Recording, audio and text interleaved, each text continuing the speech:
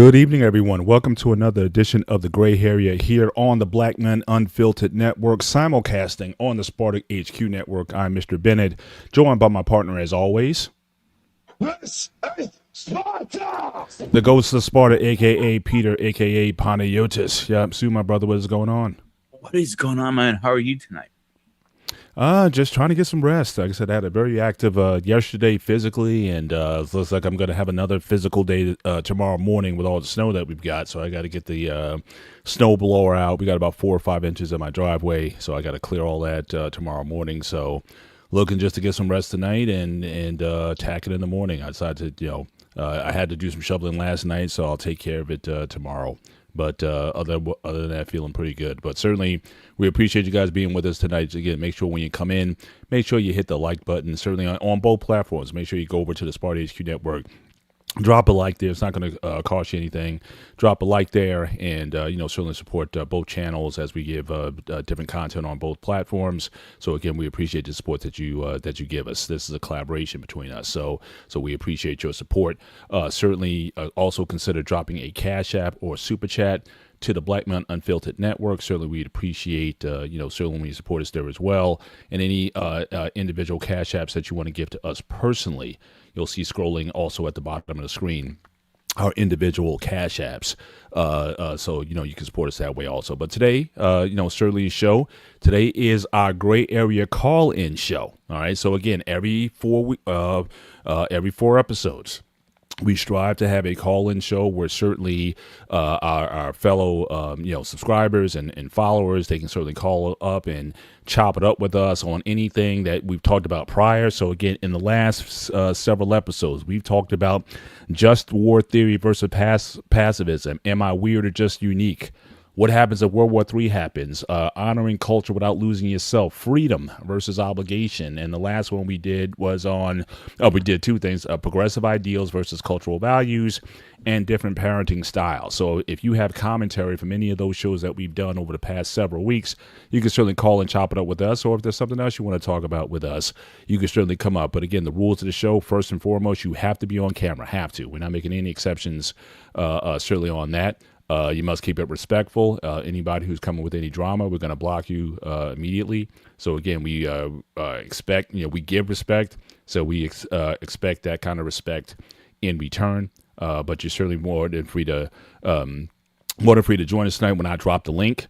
Again, you certainly come up. You'll check you in the back and just make sure that everything's okay. But with that, certainly look forward to chop it up with you guys. But, in the meantime, in the interim, as guys come up, I know, Pete, we were talking prior to the show, there's some things you want to talk about in terms of, things you've been watching and observing as of late. So, if you want to kind of go into, what's been on your mind leading up to the show. And we can certainly, delve into that as people come up. Shout out to our guy Craig all the way from the UK. Oi, and thank you very much. I don't take it personally. And certainly, my man Eric is in the back. Appreciate you being here tonight, and as always, Craig, good to see you as well. So, but go ahead.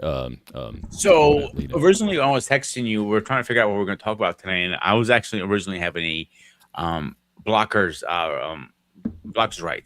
I was having a brain fart because I usually kind of wing a little bit on tonight's show because it's a open concept. Anybody can come on and talk to us. So I kind of try to keep it like more funnish, I want to say, or more educational. But I was having a brain fart today for some reason. Maybe because I'm just tired or just I was doing my vegan fast for communion this week, so my I haven't had enough protein, and today I just finally broke it after communion. And maybe I was having a little drainage from that. Who knows what it was? So I was laying on the couch or flipping through the channels, and this documentary I said you came up about 3% militia. 3% militia, yeah. Yes. And I watched another one prior to that about PMPs, private military, PMPGs, private military groups. So I thought that would be a good topic because I have done some research on the 3%ers years before I even thought about doing any YouTube stuff. I'm talking about in my early 20s when they first came on the scenes. when they first came on the scenes, they were a very quiet group. They were in this.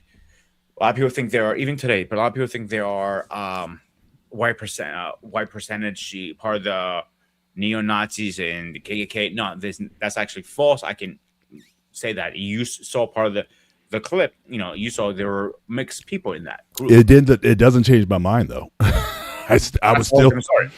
I was still opine for that, but yeah, but go ahead though. Yeah. So as I was thinking, like I think this is because when they first came out of the scene, they were civilians. You know, a lot of them were ex-military, ex-police forces. It's just guys who like to protect what they believe in, not non-violent group. Like getting together every so often, like a group meeting, if you want to call it that. You know, at the range, have a little range fun, and then call it a day. Nothing crazy. That grew and got to a point what it is now. If you remember in the news, there were in the news, you know, a lot of their members were doing a lot of illegal stuff at one point. Right. And they're trying to still clean up the bad scene. Is it still a good group? No, I don't consider them as a good group. I consider them as you know, something I would say far away from personally. But I do see what they're saying. Some of their things I do understand with their Second Amendment right and the freedom of speech. They don't want that be taken away, and I do understand that. And that is the fear we're living in these days, with everything that's going on lately with the politicians and everything. We're living in a strange and dangerous time. And can you highlight the last comment, please, for a second? So he's 100% right. The 3%ers are not a PMG private military group. They're not. Blackwater, for example, was a private military group, and they had the whole scandal too. So it doesn't matter if you're a contractor company or a militia group that somehow, some way, you have always those little snake in the ground that twists things around, and when they go up the ranks, they do whatever they fucking want and put a bad name on the company or the group. So I thought it'd be a good conversation to have, actually. Right. And ladies and gentlemen, the link has been dropped in the chat, so you can certainly anybody who wants to come up and certainly join the conversation, you can certainly do that. The link has been dropped. Again, we got to see you and make sure everything's good before you come up. But certainly if you want to be part of it, by all means, you can do so. But yeah, I mean, I saw the clip, and I've seen other clips, or other groups or presentations certainly over time. In my personal opinion, I don't see much difference as far as what's really driving a lot of the conversation. And again, we can disagree on that. I think it still boils down to race by and large. You could even see it in their patching. For a lot of these folks, the Civil War never ended. It just paused for a while. And you have a lot of folks. I mean, I remember I used to take trips up to Canada and in upstate New York and Canada, and I would drive through parts of New York. And I'm thinking, up prior to that, like New York was just like New York City and Suffolk County and, Long Island and things of that nature. But when you go up into upstate New York, it's a very different world up there. And I remember seeing Confederate flags then. I'm like, wait a minute, unless you came from, did you move up from the South, something like that? It's like, why are you spotting or sporting a Confederate flag in New York? The last I checked, that New York wasn't part of the Confederacy. So I was seeing things that was just kind of, puzzling to me when I was going to different parts of New York and other, again, quote unquote, northern states. And I'm still seeing this Confederate pride being shown. And in the documentary clip that you sent me, again, there was like half the flag was Confederate and the other half was, and even the black guy that was in there. And again, all these groups have had black supporters. You had black people fighting for the Confederacy in the Civil War. So I mean, it doesn't. So if you show me one guy in there, that's not up to me a proof text that the group doesn't have malicious intent towards masses of people. I mean, they may, because the one thing I've always experienced with in my life is that for some people, you become invisible after a while, or colorless. And when you talk about the idea of, you said you're colorblind, and we have a again respectful difference in perspective on that. Yeah. But the reason why I refuse to accept that is because a lot of times to people you become invisible in terms of race, but that does not mean that they don't have general biases. I won't say it's racist, but certain biases or stereotypes about people that I've had the unfortunate pleasure still to hear. And then I've heard, like, it's almost like a knee-jerk reaction. They'll be like, "Oh, I don't mean you, Paul, but you said this about a general, you making these general comments about people." Or I've heard, I can't tell you how many times I've been told in my life, "Well, why can't more people be like you?" Mm-hmm.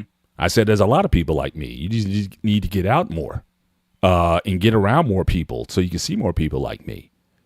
No, but you mean like you. It's like, again, I'm just like, what do you mean? Because that's all I hang out with. I only know people like that. So again, I don't know what the thrust of your alleged compliment was. So just because oftentimes you see these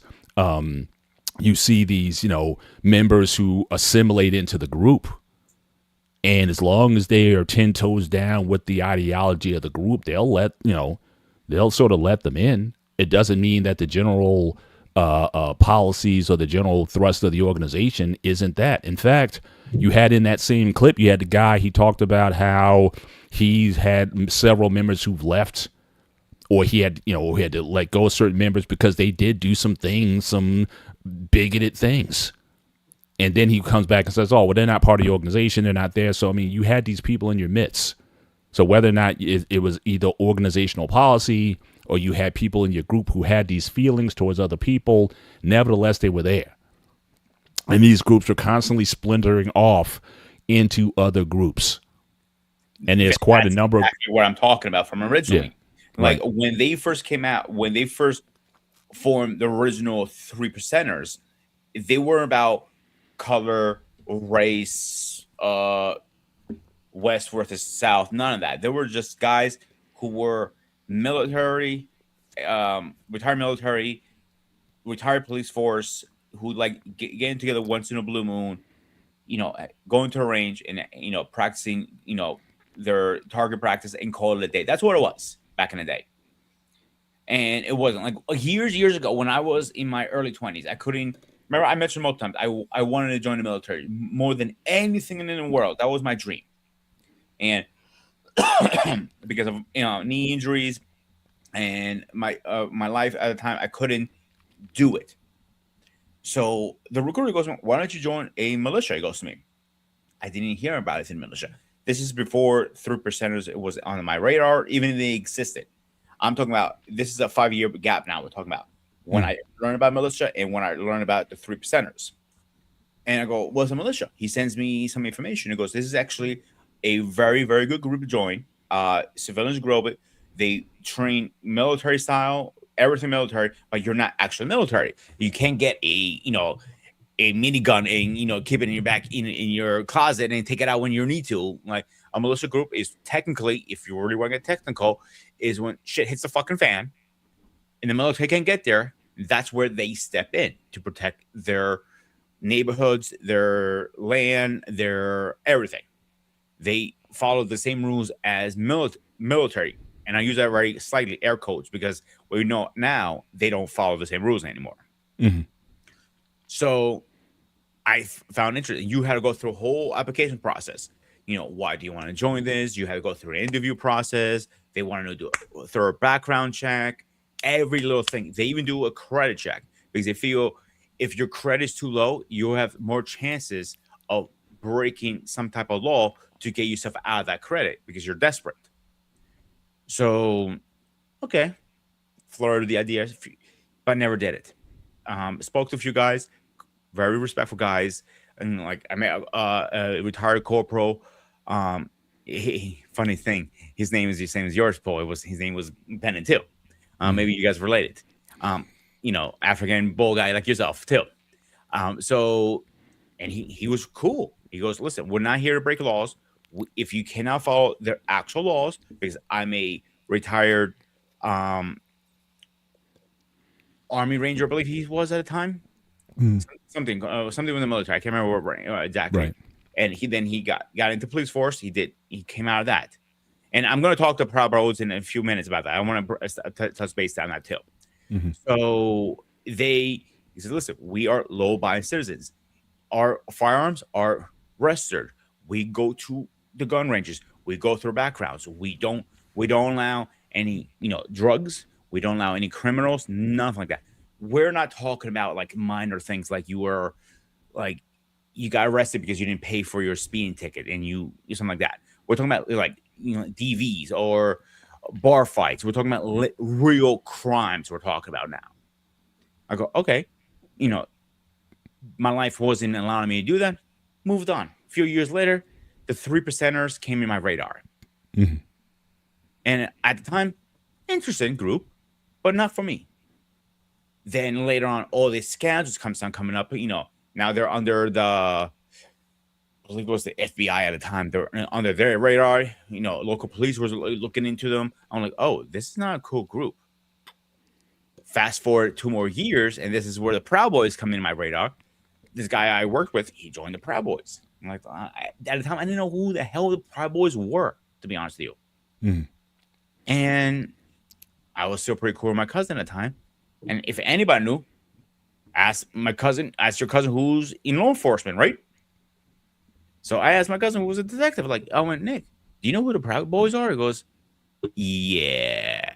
I don't like the sound of that. He goes yeah, there's something you don't want. He's pretty much like a gang. He goes to me. The only thing that's different about a gang and the Proud Boys believe in the old school. Like the woman stays in the kitchen, stays home, raise her kids. Nothing more than that. She steps out of line, you backslap her. Oh, that's not something I want to be in power bar. No, I never thought about joining them, but I knew somebody who did join that. Mm-hmm. And knowing him, yeah, that sounds his cup of tea, actually. And I didn't even think of it. And me and him had an argument, dude, that's technically a gang you're joining. You're like, no, we're not a gang. We're good people. I'm like, no, I don't think so. If my cousin, who's a detective, has you guys on the radar, you're not doing something right. It could have been a really cool group when they first joined. It's first great. Like most groups. First time they joined, Hell Angels, great example. When Hell Angels was the first thing, there were guys that wanted to just ride bikes, have, a brotherhood, and just enjoy riding the bikes. They missed the brotherhood. Mm-hmm. And over the years, all this corruption have started coming in. Drug trafficking, sex trafficking, all this shit came up. And now they are one of the number one MCs out there. Mm-hmm. That's something you want to be a part of. Right. So it made me start thinking, how many groups are there out there like this? There are more than we think. Yeah, for sure. In fact, I even have a little stat here. Before we get started, we have our first guest up. We have our guy all the way from the UK.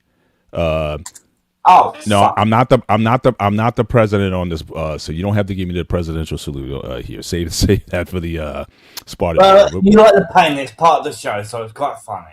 Gotcha. You did have a good point, Gary. So again, we got a guy, Craig. How you doing, sir? Hey, I'm good. Good. Okay. Hopefully you feel better. So you got your sweater. I hope you got some tea, some Earl Grey that you're sipping on there. Non-PG tips. Gotcha. But I wanted to show. I found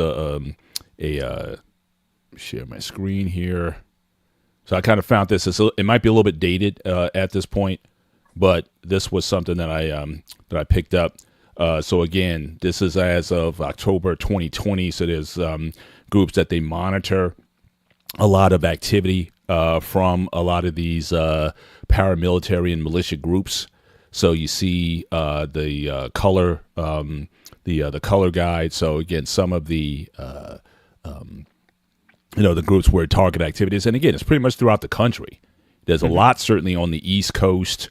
And like I said, when I was going through New York and whatnot, I saw, a lot of signage, a lot of, pickup trucks with the Confederate flags on them, and so but you have these groups kind of set up and spread out throughout the country, and I mean, but they all kind of share, I guess, similar philosophy in that they believe that their cause is righteous. And what was also interesting about the documentary piece that you sent me was there was a lot of God language wrapped up in their belief system, that they think that they're on the side of right. And they mentioned Christian a lot. And this one guy, he was comparing them to Muslims, that the Muslims are the radical ones, and that they, as Christians, as they call themselves, that they were the good guys. And I think a lot of those guys believe that. But again, you certainly had some elements that were part of the group that were, had other motivations. You had one guy said the reason he joined the 3%ers was because when Obama got elected.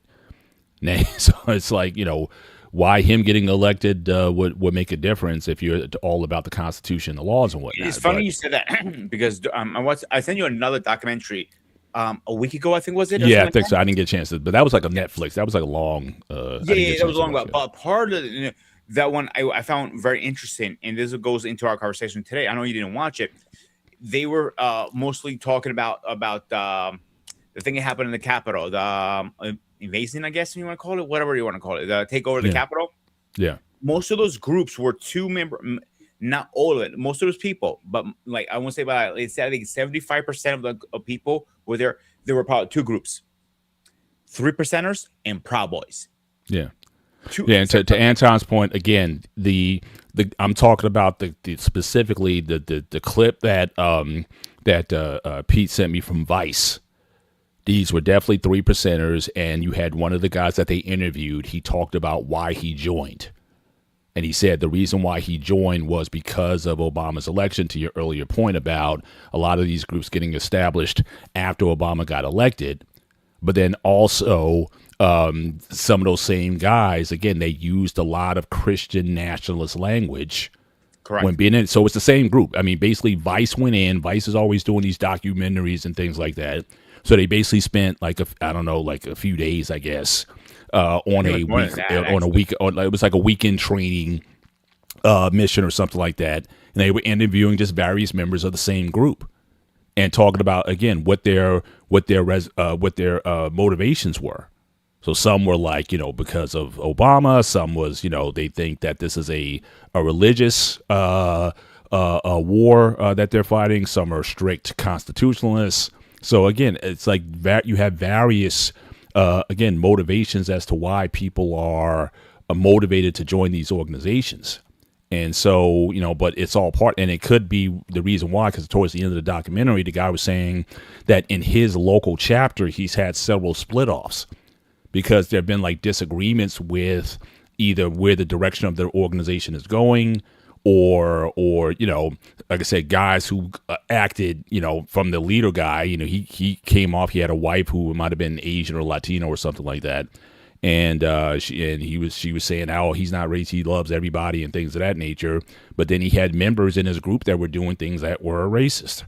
And so he had to kind of kick those people out. And so, so again, I mean, there's always these groups, they always splinter, and you see, the result of like a lot of these groups might have started and they've grown into, different groups that they all have different agendas. But I do think that there is at the center of the agenda, I do think that it is race. At the end of the day, that is a primary. It may not be the only or sole, but I do think it is a primary motivator of a lot of these groups. Again, my opinion, regardless of the rhetoric and regardless of the members. Like I said, they'll show the black guy in there and say, hey, they're not racist. Oh, yeah, and he even said, even though they have a Confederate flag in there, hey, that's an American flag. Hey, it's not a big deal. It's just a flag, So you'll always find supporters of policies and whatnot, even though it may not be, even though what we're seeing may be different from how they're interpreting it.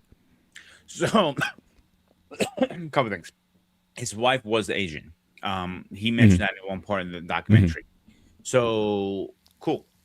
He, at his chapter, he was a leader. maybe his chapter was not racist. They were trying to be law-abiding citizens and following the rules and everything. Okay, but it doesn't mean the whole group in general are the same thing. Mhm. Like you have different chapters everywhere. So that chapter might be law-abiding citizens, but the chapter in a couple states over might be breaking every goddamn law in the book possible. Mhm. And Right. they're trying to take out everybody who doesn't agree with them. All Mhm. right. So then, second, you have the flag, like you mentioned. Yeah, he said it's just a cloth. What's a big deal? And they use a part of it.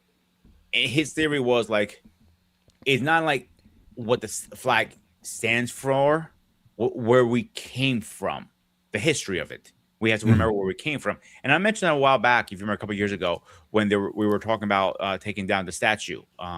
And I was also disagree with it, if you remember, because I believe in history. And Mhm. if you don't see, the symbol of history reminds you where you came from.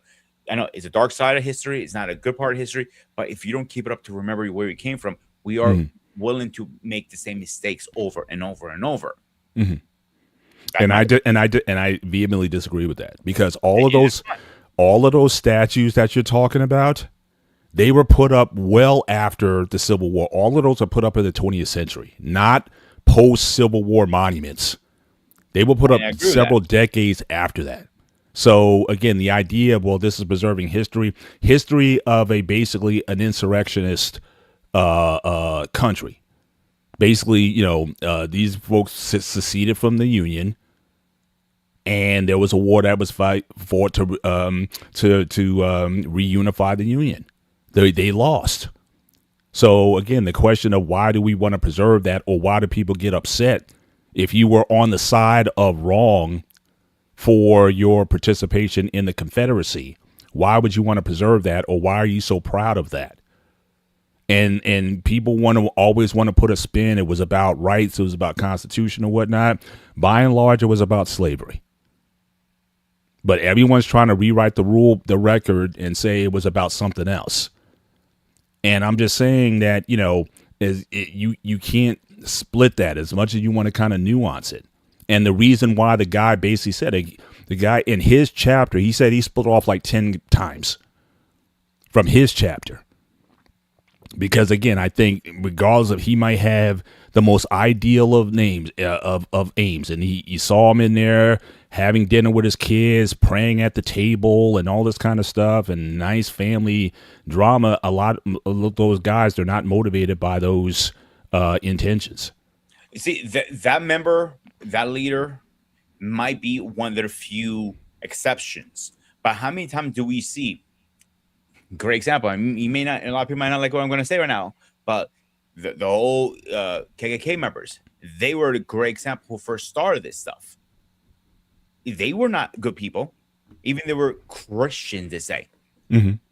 Last time I checked, a Christian doesn't mean, go after another race. A Christian accepts whoever you are, loving, caring, whatever. Not like they did it. Like I said, this guy who runs that group, maybe not like that. Doesn't mean the other groups are not like that. Might be the one of the rare few groups like, yeah, he's a cool person. He doesn't care about race, background, none of that. Obviously, you see his family, you see, a few people, but it doesn't mean every single group is like that. But again, I guess what I'm trying to get you to debate, and Craig, certainly we could bring you in. I actually am on your side of this one. What's that? I'm agreeing with you this one. Okay, but what I'm saying is, even with those things there, like I said, the family and the wife and all those things, that does not mean that he does not have racist intent. I mean, again, you can take a look at me. I'm not fully African here. So again, the idea here is that, people oftentimes compartmentalize. Like I said, you can look at me as a person and be like, oh, well, he's just this or that or whatever. But again, have other intent or beliefs or attitudes about other people. So I don't care if he necessarily has the wife, but it's that's what I'm saying to you. I'm saying the same thing, but in different words. I'm Okay. agreeing with what you're saying. I'm saying, like, yes, he might have some hidden agendas. Is that fair to say that? maybe, yeah. That and or like I said, or he wasn't necessarily so insistent on, or in fact, and as far as the guys leaving, maybe it might have been because he was trying to say, hey, we're not a bigoted organization or whatnot. We respect everybody and whatnot. And guys were like, look, I don't roll with that. I think I have a way that doesn't align with yours, and that's why the guys left. I don't know, but certainly just from the interview and from the documentary, those guys were there. Let's, for argument's sake, the reason they left was disagreement of the way the group was run. They said, "Oh, we don't want this." The one guy, remember who the black guy who was in there. He was police force. He might say, "Listen, I don't agree with him being here. He doesn't fit our views." Blah blah blah. Whatever. He goes, "Listen, it doesn't matter if you agree or not. He's still part of this group. I don't care color, skin, or whatever." That could have been a good reason. It could have been the other reasons. Who knows what the reason was? But let's say for argument's sake, it was a conversation. That was the reason. I can, you can respect that a little bit. I don't have to respect the group. You can respect. Listen, kick them out because they were being racist. You know what I'm saying?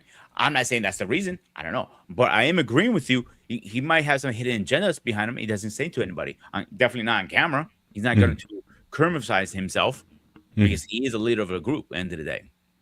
Yeah. Like Greg, if you want to get in on this combo, again, floor is yours. Anything that you want to talk about, either from a prior conversation, what's on your mind, or if you want to chime in on this one. I don't know what the state of things in the UK. Do you have militias or radical groups in the UK that are armed forces?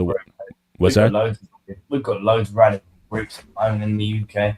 We just had a couple of guys, middle of this week, just had a couple of friends, have been a long time friends, a couple of audios, and they just had a massive punch up on live stream. Literally, they had a punch up on live stream.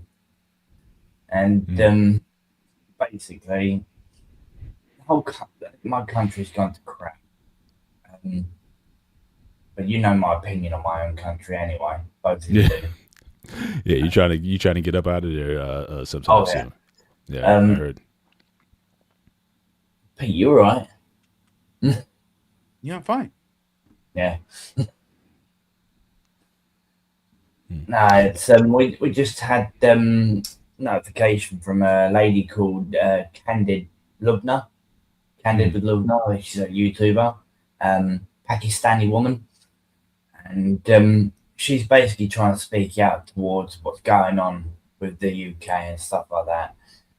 Apparently, the Muslim group are trying to create a political group themselves so they can become MPs and that sort of thing to try and take over the UK. So, I think it's all wrong. It's America thinks, a lot of Americans think that the America's really bad work. You haven't got a clue what's going on over here. What you got over there to here, that's a piece of cake compared to over here. It's absolute dive. You don't want to visit it. But yeah, you've got knife crime. We've got knife crime. We've got phones being stolen on a daily basis. We've got a guy walking down the street being arrested for walking a dog, and a woman. Yeah, a woman wants to walk for a protest, just walk round to her house, just around the corner, instead of going around the long way, which is the usual route she usually takes to walk to her house, and she gets arrested. She's just walking a dog home. Right. It's just absolutely ridiculous. Yeah, I'm not sure what's going on the ground, but I would say this about UK. One thing that I remember probably as a teenager when I started watching, I used to watch a lot of C-SPAN. I don't know why. I just was always interested in political discourse and whatnot. One of the things that C-SPAN would always show was parliamentary meetings. And I always appreciated that because here you have what the PM has to stand up in front of all those constituencies and all those parties and debate their policy on the floor. It was like open, like here, everything's done in like backward rooms and other meetings and whatnot, and stuff gets dropped on the floor. You don't know what goes into it. And you seldom hear like the president in that case having to defend it. And I'm not talking about any president in particular. But I always liked that kind of open system where you had to stay there and take open fire from your people who supported you, people who were your adversaries, and make a case. So you had to really be able to think on your feet because you didn't know what questions were coming at you. So I always thought that was a very good way for the public to see how things are going, what the thought processes are, how your leaders are really thinking about things. And then I would hope that would have led to a more informed public when you do go to vote for people, regardless of, if you're Labor Party or whatever party you belong to, that, you kind of see these guys in action. Here, it's hard to kind of see some of that that really goes on. So I was always an admirer of the British parliamentary system because of that. And again, we, on the outside being able to see it, and you just realize that you just couldn't be anybody. You had to definitely be able to think on your feet and come back with answers to questions. Otherwise, you can get embarrassed in front of the nation that was watching you. See, one thing Greg hit that he hit it correctly is like a lot of like people don't understand, like a lot of Muslim groups are trying to become more a politician group. Great example, when the Taliban first got created, they were a terrorist group. Like we all know what happened. Now they're not even a terrorist group; they're actually a politician group. Like even several presidents had actually meetings with them, trying to find peace because they don't want to start stir up the hornet's nest because they know that's not a good situation to be in. Now they're not as they're still a terrorist group, but they're also a politician group too. Don't know how that happened. That blows my mind still.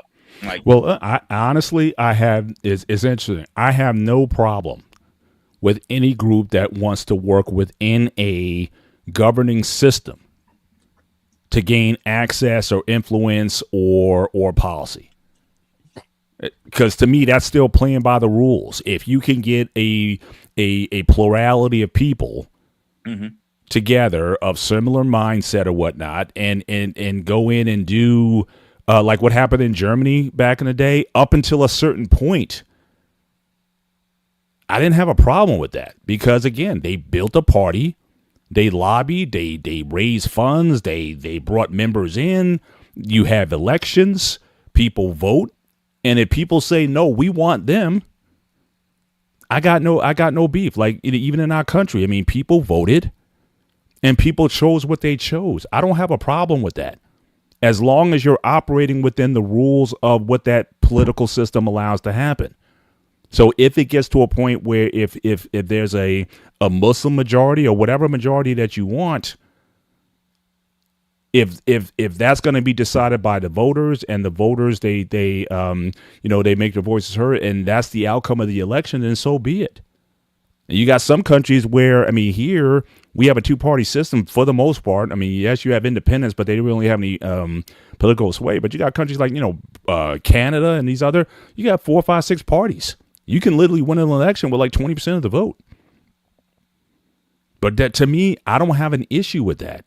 If you are upset about it, then again, work through the process in order to get your point of view, heard, or build enough of a votership or whatnot to turn it. But going back to these malicious groups, when you're talking about training with the guns and like as if they're preparing for World War III or the Second Civil War, yeah, that worries me. And so that's the thing. But taking political action, that is as American as it gets. And if these guys want to raise funds to either support candidates or support their own people to run for office and to affect change, then I don't have a problem with that. But I think where a lot of this stuff is coming from is they don't think they can win that way.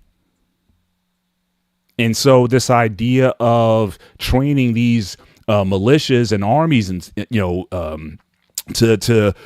some they may think that they're there to protect. But when does protection become tyranny? And when that becomes intimidation?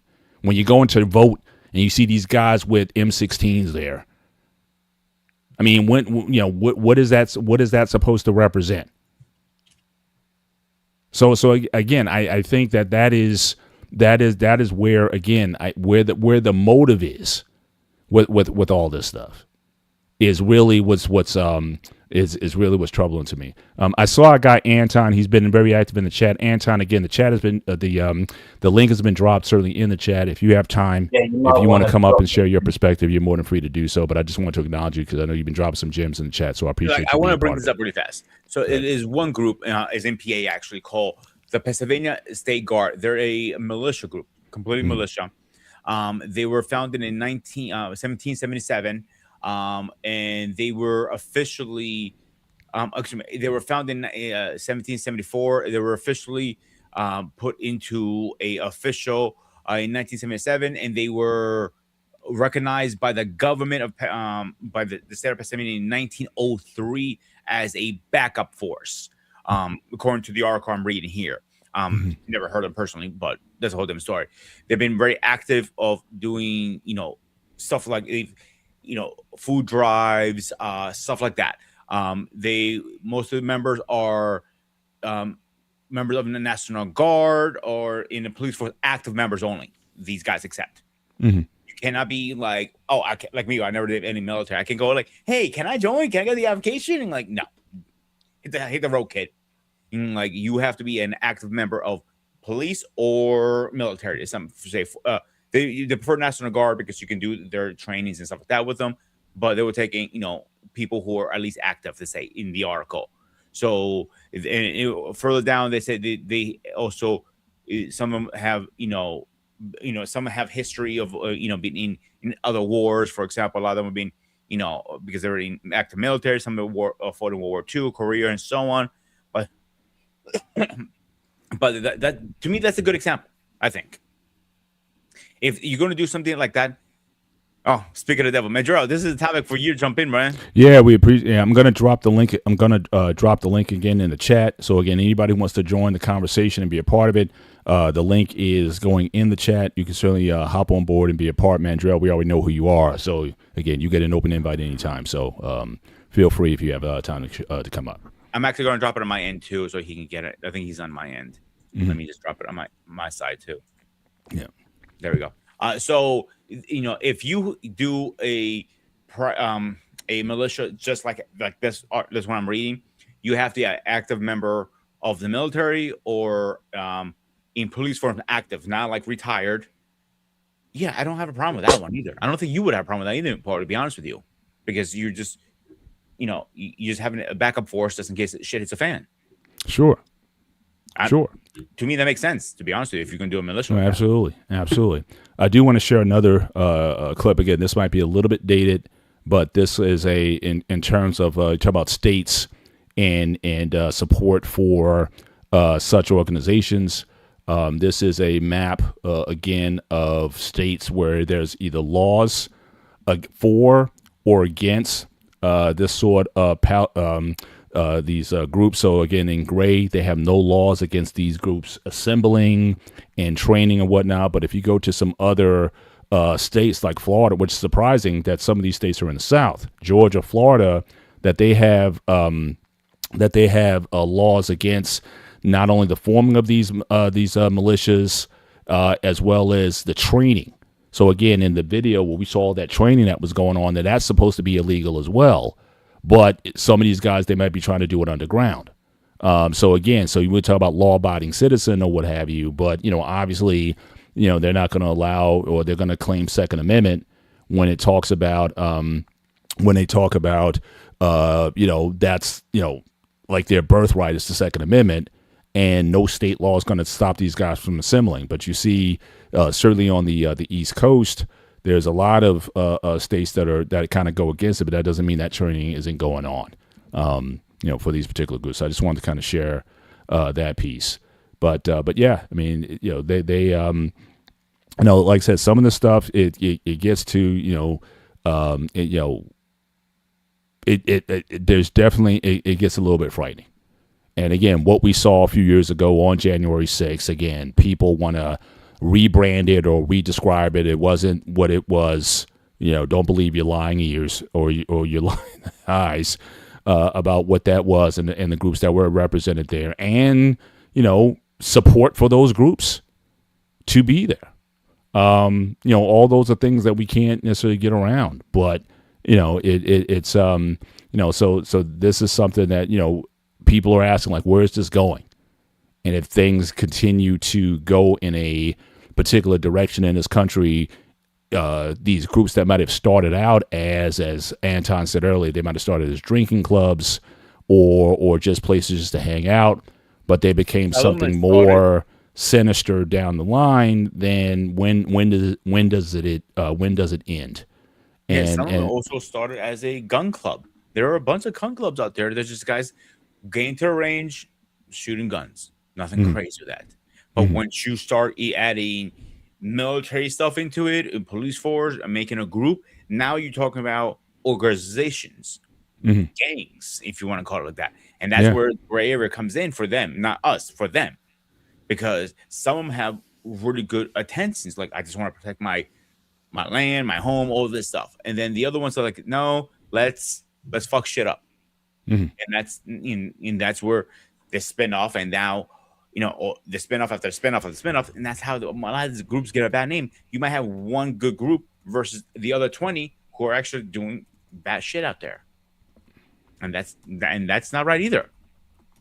Like I said, like the other article, the other documentary I watched during the takeover of the Capitol, 75% of the groups who were involved, and this is what annoys me with that too, and it says right in the document, most of them already, when they were there, before they even marched down there, they were already in military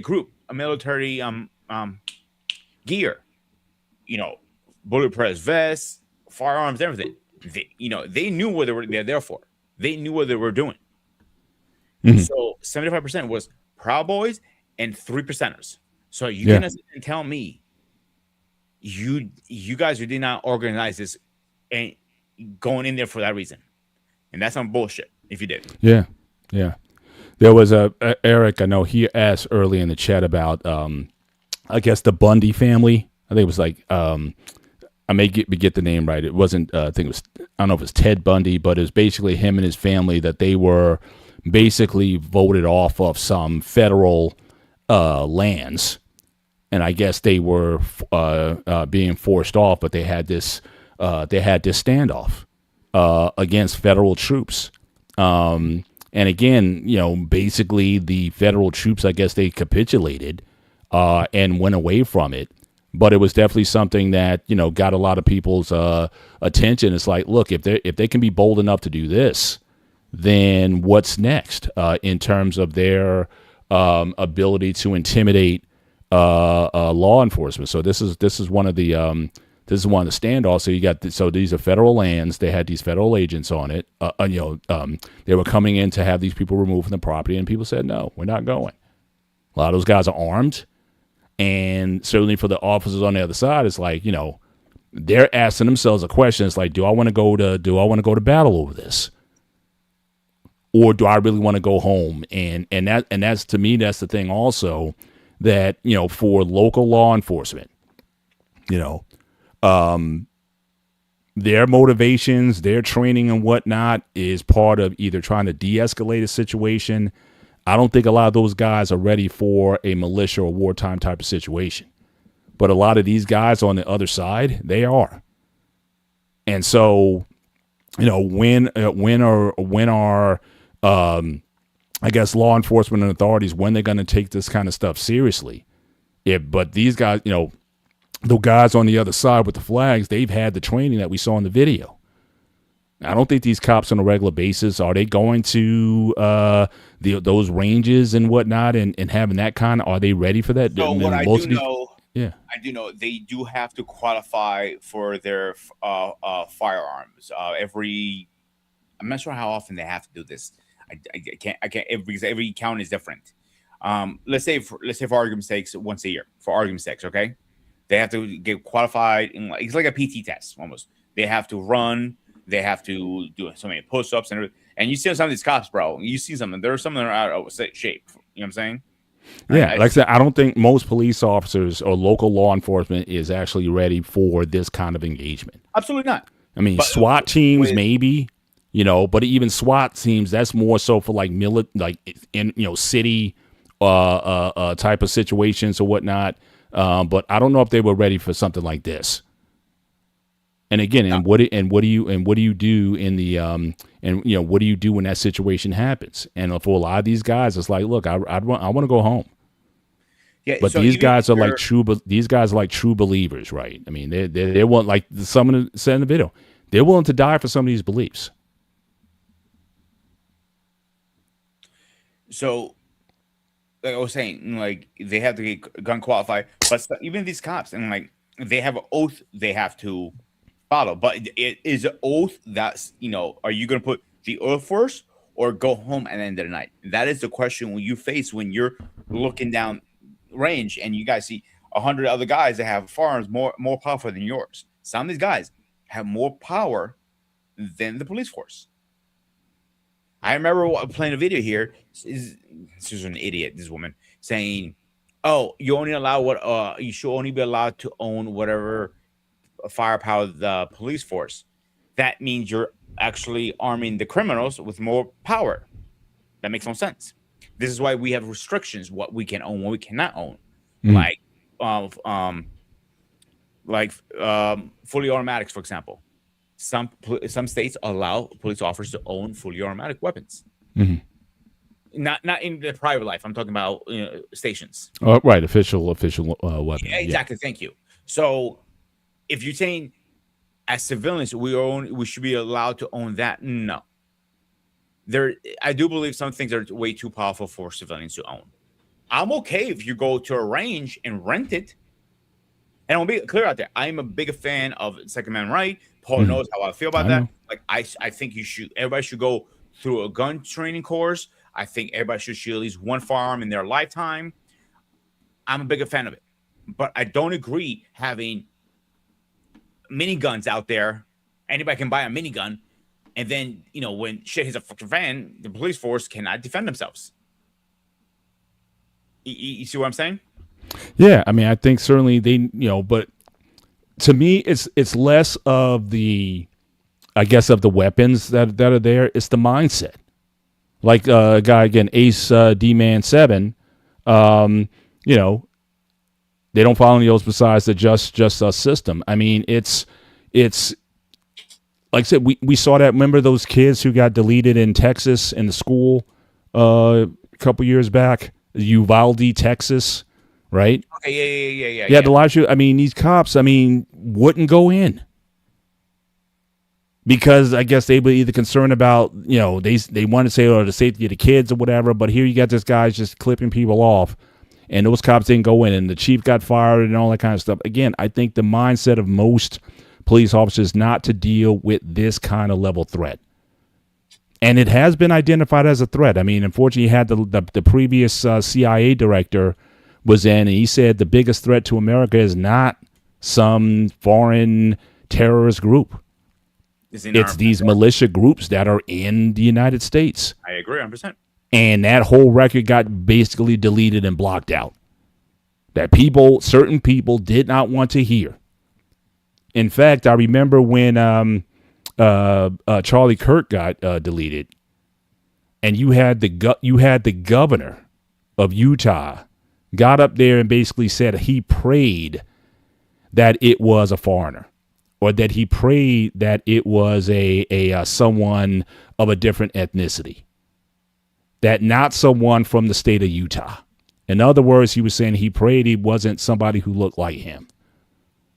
I mean, what a callous thing to say in light of that, which was a horrible incident. I mean, I saw the raw footage of it. I mean, I nobody should go through that. But again, his thing was he was so concerned that it wasn't the typical waspy type of person that he just assumed that it had to be some sort of foreign national or somebody else. And I'm just saying that, that bothered me with that whole situation, including with David. I love David he's like my brother. But that's something we argued about off camera. He goes, well, he wasn't this good guy, but all this. I'm like, all this shit came out after he was deleted, not before. And now all people were talking shit when after he came defend himself because he's not with us anymore. And people were saying, "Oh, his wife is all this stuff." There was so this whole incident was tragic. Number one, what happened to him, and two, people were talking so much shit about the guy getting deleted. That was kind of fucked up, in my opinion. It doesn't matter you agree or disagree. I'm a big believer. You know, if he passed, let his soul rest and don't talk shit about the dead. But everybody did the opposite of that, and I was ashamed, to be honest with you, being a human being, and people were talking shit like that. I was ashamed, to be honest. It doesn't matter you agree with his theories or not. He was still a man. He still had kids. He still was a person. I think all three of us are going to agree that was no question about it. Nah, I mean, there's no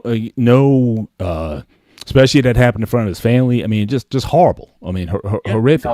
Charlie Kirk was actually a decent guy. I actually support what a lot of the stuff he says. Yeah, I don't know the guy personally. Never actually spoken to him. Never been on his live streams, but from what I've heard and from what I've seen, he's actually a brilliant guy, and all he wants is the best for the US. That's all he wanted. You know what I mean? I agree with Greg. A lot of things he said, I agree. And one thing it kind of like caught me off guard. I might be a little biased in this comment, so I do apologize. So he said, you know, a couple comments about orthodoxy, you know, what I am. He praised it. And that to me, okay. But he said it's not my type, you know, I couldn't do that personally, but I praise whoever does that. So I actually liked it when I heard that from somebody who's outside of the orthodoxy, understand where we, you know, how we do things. But I thought he was good. I thought from what all the videos I saw, everything he talked about, I somewhat agreed, to be honest. Not every single thing I'm going to agree. You know what I'm saying? But it is what it is.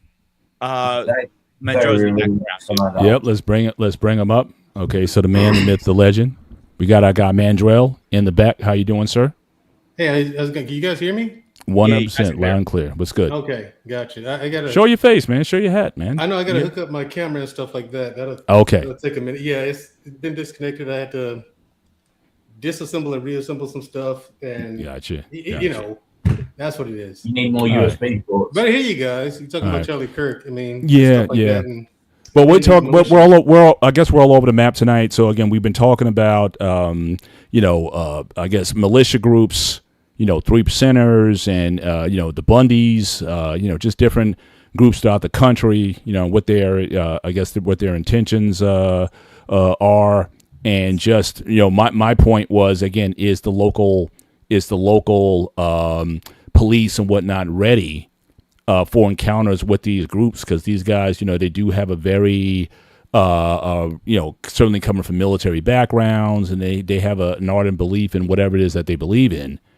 And is our, National Guard or local law enforcement agencies, are they ready to handle such groups should there be an encounter like with the Bundy standoff a few years ago in Oregon?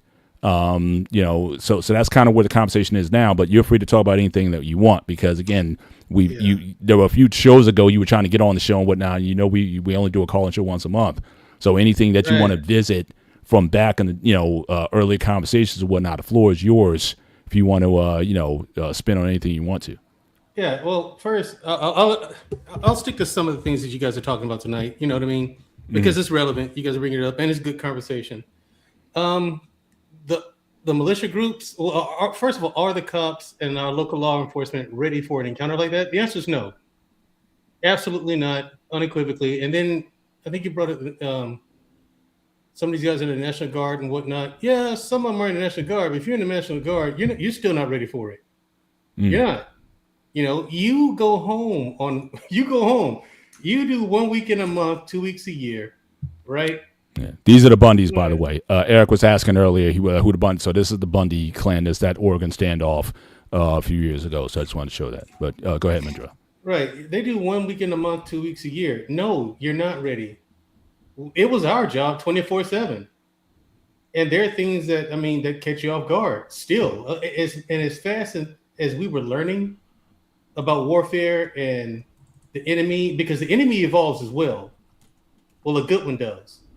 You know, they learn. Like there's sometimes where you're a good example. If you guys want a movie, is what you call that? The one about the Benghazi incident.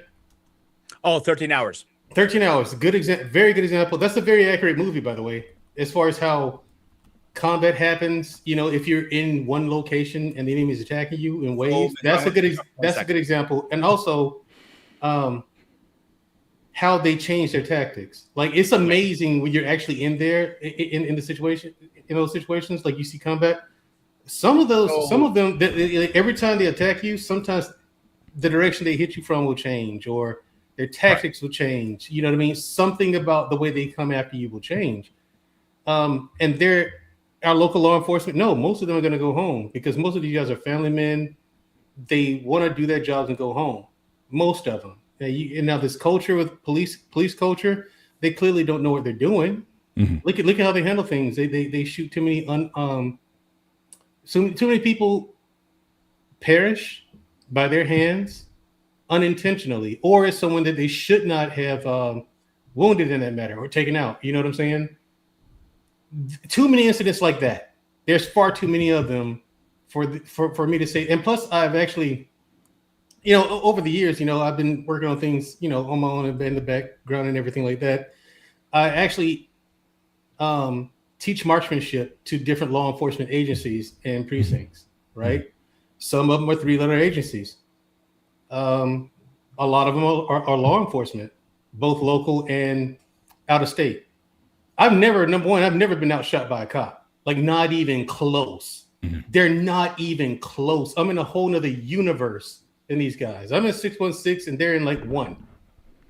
Yeah, but you're in the elite of the military. So is that even a fair comparison?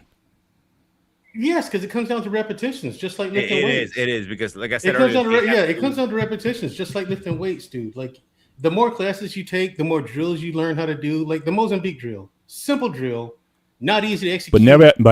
But again, less than 1% of the population benches 405. You're in the 405 club. Hang on, Paul. That's not fair because, like, I'll tell right now, Manjaro. Let me ask you a question because I don't remember. How often do you guys get qualified for your firearms when you have to shoot? I'm not law enforcement myself. No, I mean in military. Did you have to qualify it once a year? Yeah, you do. Well, as a Green Beret, you do it like once a month. You go to the range, even if you're deployed. You know what I'm saying? There are times where you go to but unless you're like one of my deployments, I was at this place in Afghanistan, and I hesitate to say it here publicly, but you know, there was no range there because the place is too small, and it was just us. It was just a 12-man team, and we were 100 miles behind enemy lines.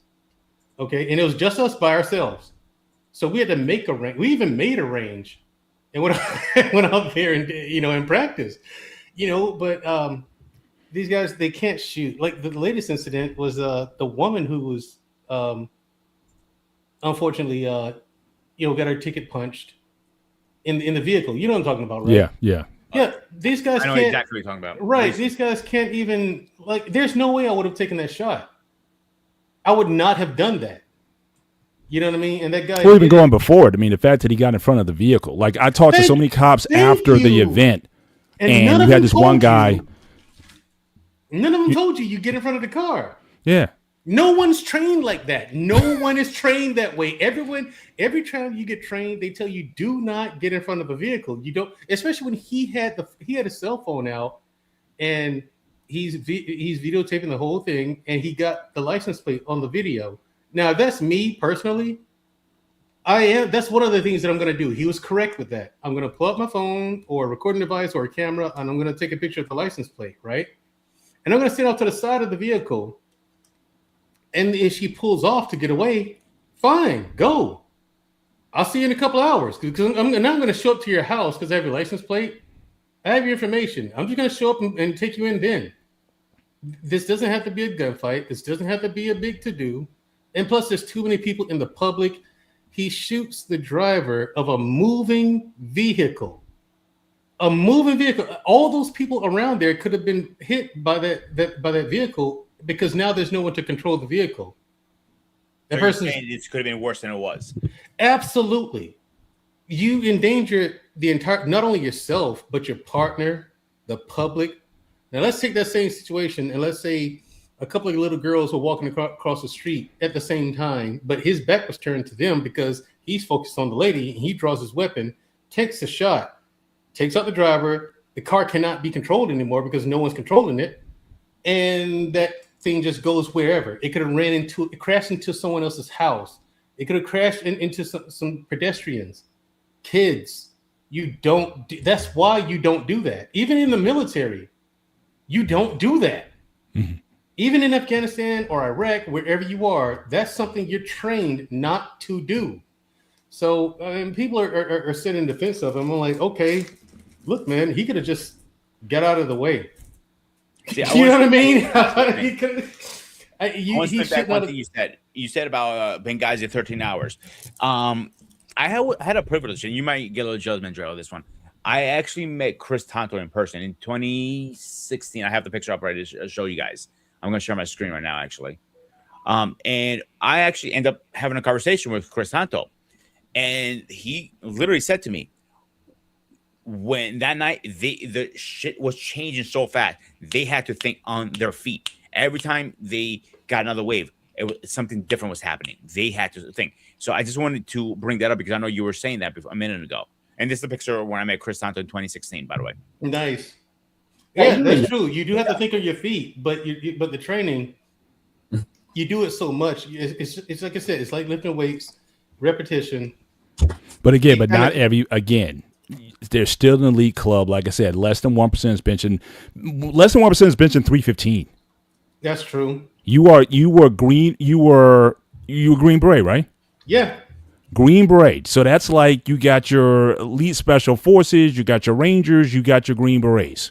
So I'm saying even within the branch that is trained for wartime situation, you're in an elite club. That's true.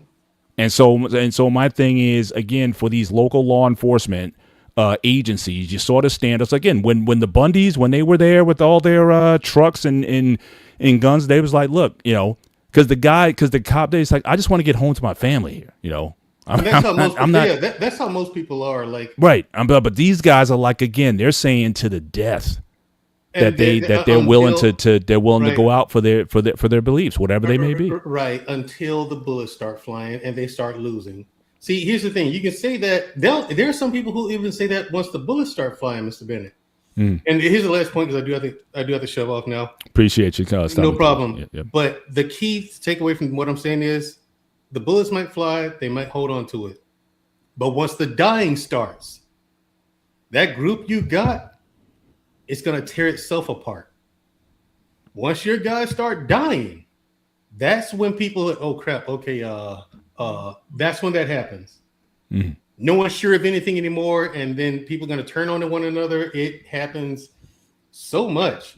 Mm. It's like that's what I mean by this whole. A lot of this is mental. That's why I understand the training in the Army now. Not now, but even then. Like once you're done, you get out of the training, you understand the mental portion of it, and people don't take that into account. You really do have to. It really is mental, and you really do have to push forward through the pain and whatever's going on because a lot of that training. Past basic training, is mental, and they want you to be solid mentally so where you don't give up in the heat of battle, you know, and that's why the selection courses are the way they are. The Q course is the way it is. Ranger, I think they call it RIP now. I think it was called RAS. It was called RAS. Yeah, exactly. That's why that is an ass kicker. Like it really, like that really is, man. Like that'll teach you who you are. Like I mean, but the key is to not give up and to keep going forward. If you can do that, you can make it through the Ranger selection. You know what I mean?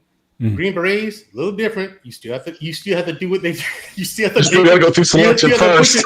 You still have to push through. You know what I'm saying?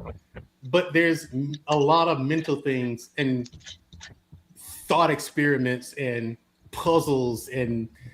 It's all to show them who you are as a person. You know what I mean? And it's brilliantly done. It really is. It's brilliant. I mean, but that's my thing. Once the dying starts, they're going to tear themselves apart. Right. Well, one thing in the documentary that we saw was the group I guess the 3%ers. Apparently, there's a lot of splinter groups and factions even within the 3%ers. Like the guy who was who was featured in the documentary, he had like 10 different split offs. So I don't even know what the state of those guys are. And but how organized can you be that in that way? You cannot. You can't. I'm not saying necessarily Exactly. organized, but if there's an underlying philosophy or like I said, the reason why a lot of these groups exist, the exceptions included, if it's white nationalism or whatever that ideology is, when stuff goes down, it's like they're going to unite it at a certain point in time. And they're not. You can't be united if you're splintered off 10 different ways. That's true. You have one ideology, but it's in a different form. 10 different forms of the same ideology. That ideology is going to collapse on itself. You know what I mean? That's what I was saying earlier, Mandra, if you heard what I said, was you might have one good group, and then the other 10 could be bad. Exactly. You're exactly. I heard that, and you were exactly right. Yeah. I was over here nodding my head when I listened to it. Yeah, I was like, yep. Hey, I might be a white civilian boy, but I know my shit. I'll stop. I I thought you said you weren't white.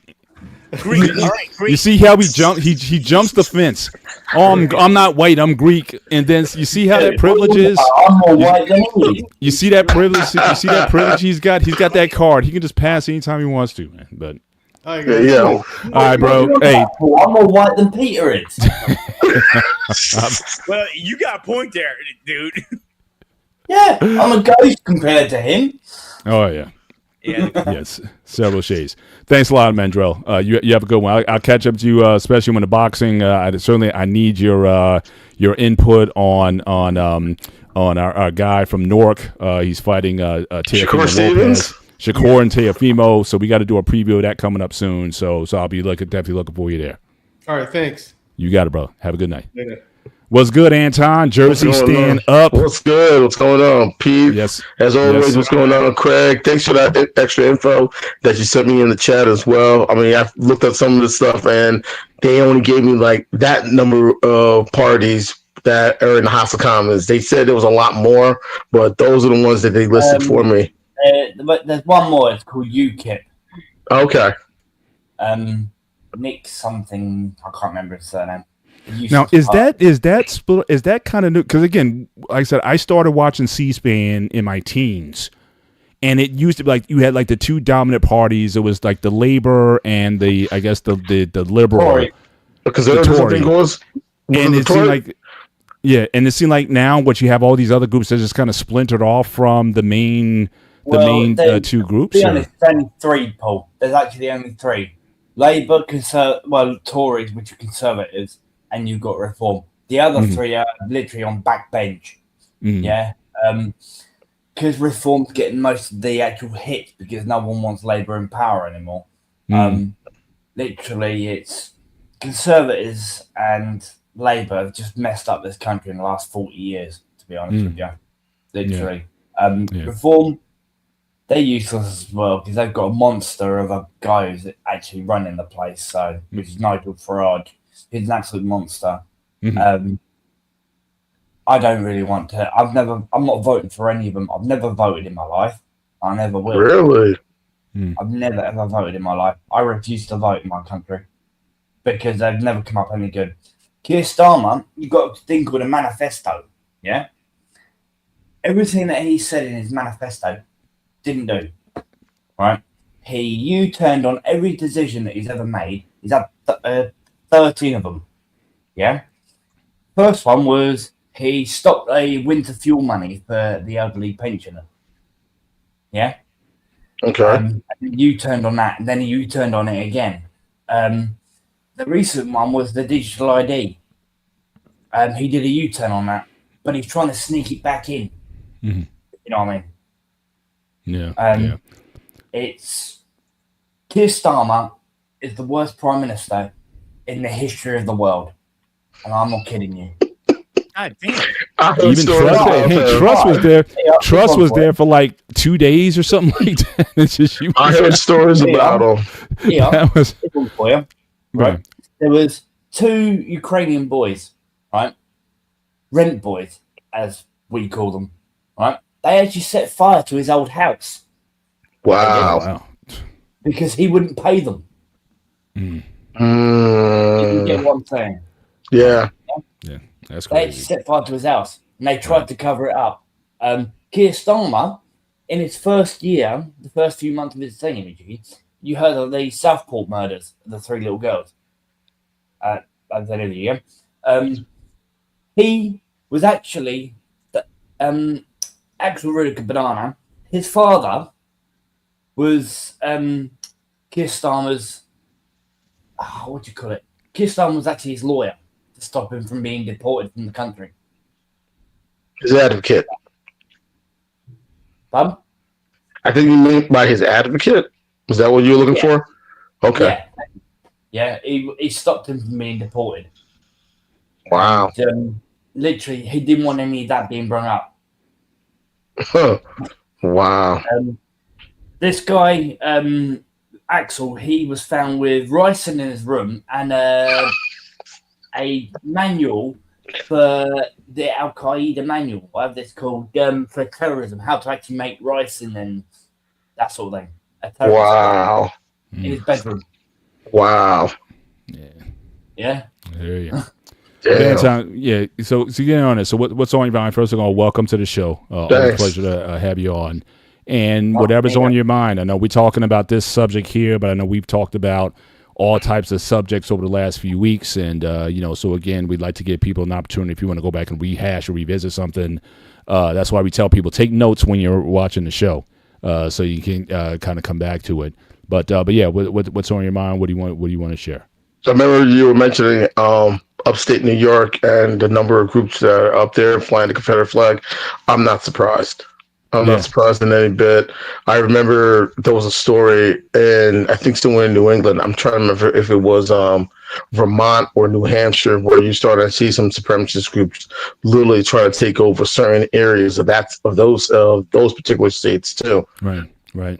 So this has been going on for a long time. Yeah. So I'm not surprised. Like a lot of people trying to figure out like this has been going on for the last 15, 20 years. Like, nope.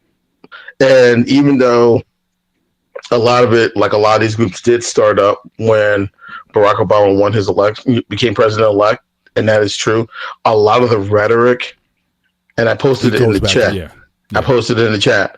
A lot of this rhetoric and this thought process and this idealism all started April 9th, 1865, when Robert E. Lee surrendered to Ulysses S. Grant at Appomattox Courthouse. Basically, which basically led to the end of the Civil War. Right. And people forget that Robert E. Lee, Jefferson Davis, Stonewall Jackson, Braxton Bragg, and a lot of other individuals who were doing things in support to the Confederacy were never held accountable. Right. And that's where it all started. And I know Peter was saying something about a lot of these statues. A lot of those statues for a lot of these Confederate generals, a lot of these Confederate leaders, later, they were in they all came up back in the late 50s, early 60s as a way to basically tell the government they were not ending segregation. They want to stick with it no matter what. I think there were some groups like, I think the sons and daughters, like the sons or the daughters of the Confederacy. Yeah. Mm-hmm. They were like pushing this as well. I remember seeing a speech by George Wallace, and he was the governor of Alabama at the time. Yep. And I remember he said it. He said, segregation now, segregation forever, segregation always. And he was that strong about it. And that is how the Democrats literally lost the South, because you had all these Dixiecrats, a lot of those Southern Democrats that decided to change parties and start, going along with the GOP. And it actually took place, I think, earlier. That was, you got to go back to Truman in 48 on his campaign, because he was the first president to put civil rights on the platform. That started the first mass exodus of Democrats, or as you said, the Dixiecrats out of the Democratic Party, when he put that on the platform. When he decided in 48, he also integrated the military in 48. And that also led to an exodus. I'm not saying that what happened, what happened with Wallace and those guys didn't happen later, but that first mass exodus where you had those people split off, it was at the convention of 48. when those guys left. See, I don't 100% disagree with what you guys saying. I agree 100% actually.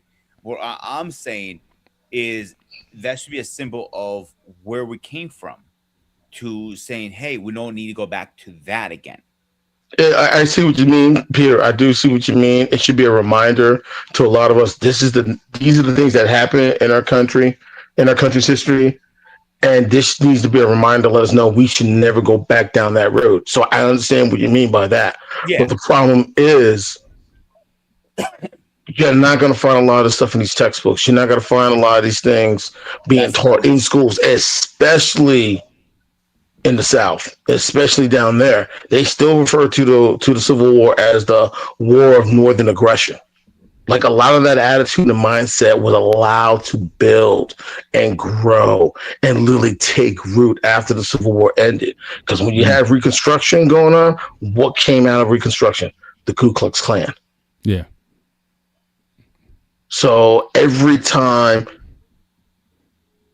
you try to put something out there in order for people to understand and know what's going on and what happened, you have this very strong counter basically saying, oh no, we shouldn't talk about that. Oh, that was in the past. Well, it's interesting. Right. Well, you just had this comment that came up. So many, too many black men just love to, I guess, cry about the past forever. We're not the ones crying about it. The fact that these groups exist, they're the ones that are crying about the past. Yeah. And those groups oftentimes we take as being a threat to us in the present.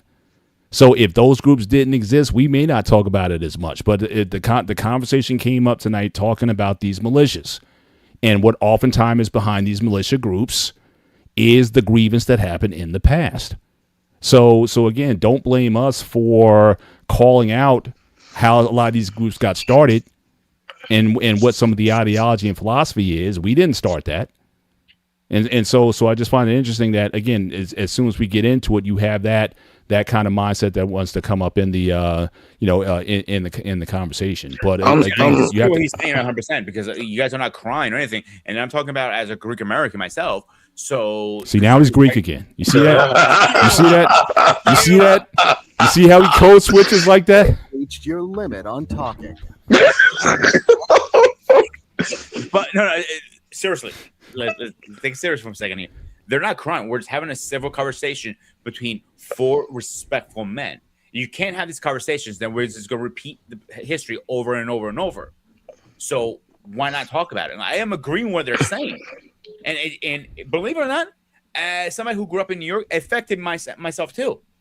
Because I was, and like Paul knows, he's been watching this for a while, I was the black sheep in the area. I was the only Greek in my school.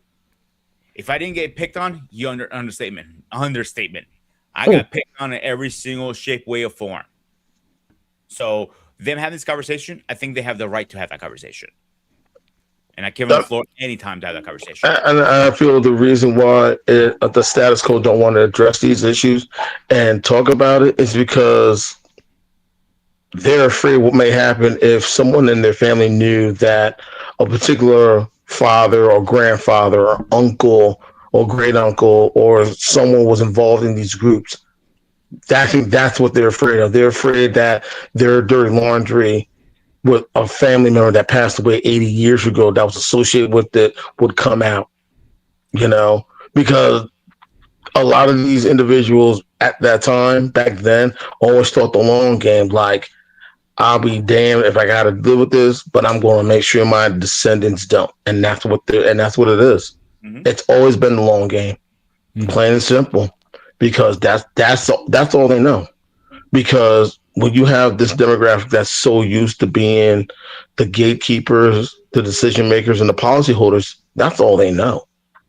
Plain and simple. That's all they know. They don't know anything else. And the one thing, if you think about it, a lot of those individuals who took part in a lot of the stuff and basically co-signed a lot of stuff, they were never held accountable. Mm-hmm. Plain and simple. None of them were ever held accountable, and we wonder why. Yeah. Hey, Anton, let me ask you, because I know you're former military. What is your view on gun rights in general? Obviously, we live in a very liberal state with pretty stringent gun laws. What's your view overall, having that background and use of firearms? What do you typically stand on the issue? I've always felt like the problem in our country is we have too many laws. And then you got states that want to supersede the federal laws just to say, hey, look what we're doing. We're tough on guns. And it doesn't work. You know, I remember I was in the Guard after September 11th, and I was doing security at Newark Airport.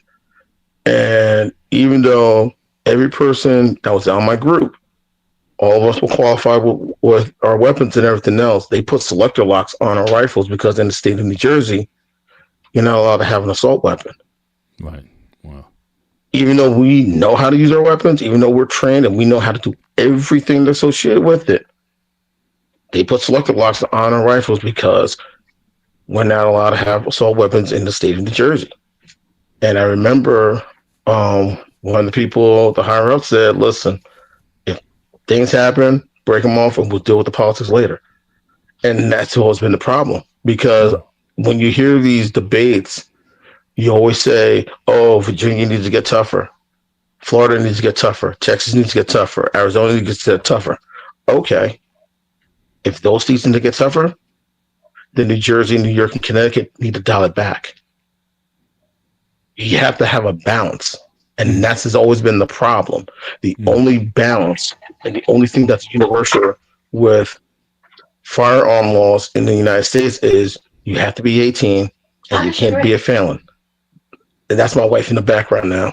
Nice. So those are the only things that's the only things that are universal. I disagree. People kill people. But you guys are pretty lucky because you guys are allowed. Only country outside the United States with free None access of to them. guns. Have her bring. She can put the headset on. Bring her on. Bring her on. Hey, they want you to come on camera now. I'm busy doing something. Huh? I didn't hear a thing you said then. I'm sorry. I actually didn't hear you. I actually agree on what you're saying, but I'm going to add a little bit to it. And I have said this before. I personally don't believe gun laws work in general. So they actually just moved the law from 18 to 21 now. That's the only thing that changed. Right. So yeah, and I heard that was the one thing a lot of people agreed with is raising the age of purchasing a I firearm. was fine with the age raising to 21. Because a PA was 18 for a rifle because a lot of people hunt around here, Right. I disagree. and in 21 That for assumes that with age sidearm. comes maturity, and that's simply not true. Sweetheart, you want to come on camera? No, it's not. You you make valid points, sweetheart. You make valid points, and they actually want to hear what you have to say. The name is true. 100%. No, come on, Camera. Welcome to come up. that assumes that with age comes maturity, and that's not always the case.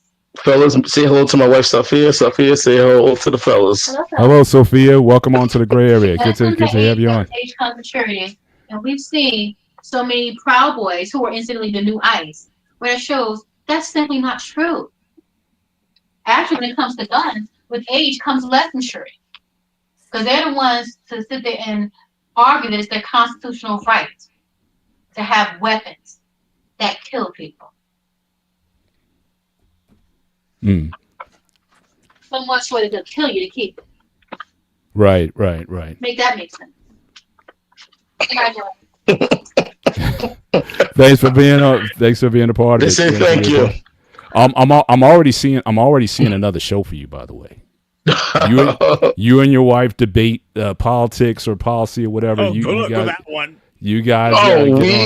We've had these we've had some heated debates. We've had some discussions, and this one right here, when it comes to the Second Amendment, this has always been the most passionate one. And she's never been a fan of firearms. Me, I was in the service. I've shot a significant amount of stuff. So my attitude actually in the beginning was almost similar to hers. Then when I joined the military, then when I joined the army and I started shooting, my attitude totally changed. And I think and to me, I think we love to say, oh, well, owning the firearms are right. Yeah, but people need to learn to take responsibility when it comes to having that right. I agree with 100%. And that is the problem. Yeah. And that has always been the problem. People don't want to take the responsibility when it comes to having that fundamental right of, exercising their right to the Second Amendment. Okay, right. Sure. But guess what? Do you know how to fire it? Do you know how to assemble it? Do you know how to disassemble it? Do you know how to clean it? Do you have to do any of these things other than the fact when you first bought it? 99% of the time, no. And I got be honest, I haven't fired an M16, M4 in quite some time, but I guarantee you, I probably still know how to take it apart blindfolded. Right. So this is the thing that always got me. We had a discussion last year on guns and gun violence. And this is the thing that always got me, though. If you look at this map here, this is from U.S. News and World Report, and there's several similar maps like it. That it's in the states where there is the least amount of gun law, seems to be the largest amount of gun violence.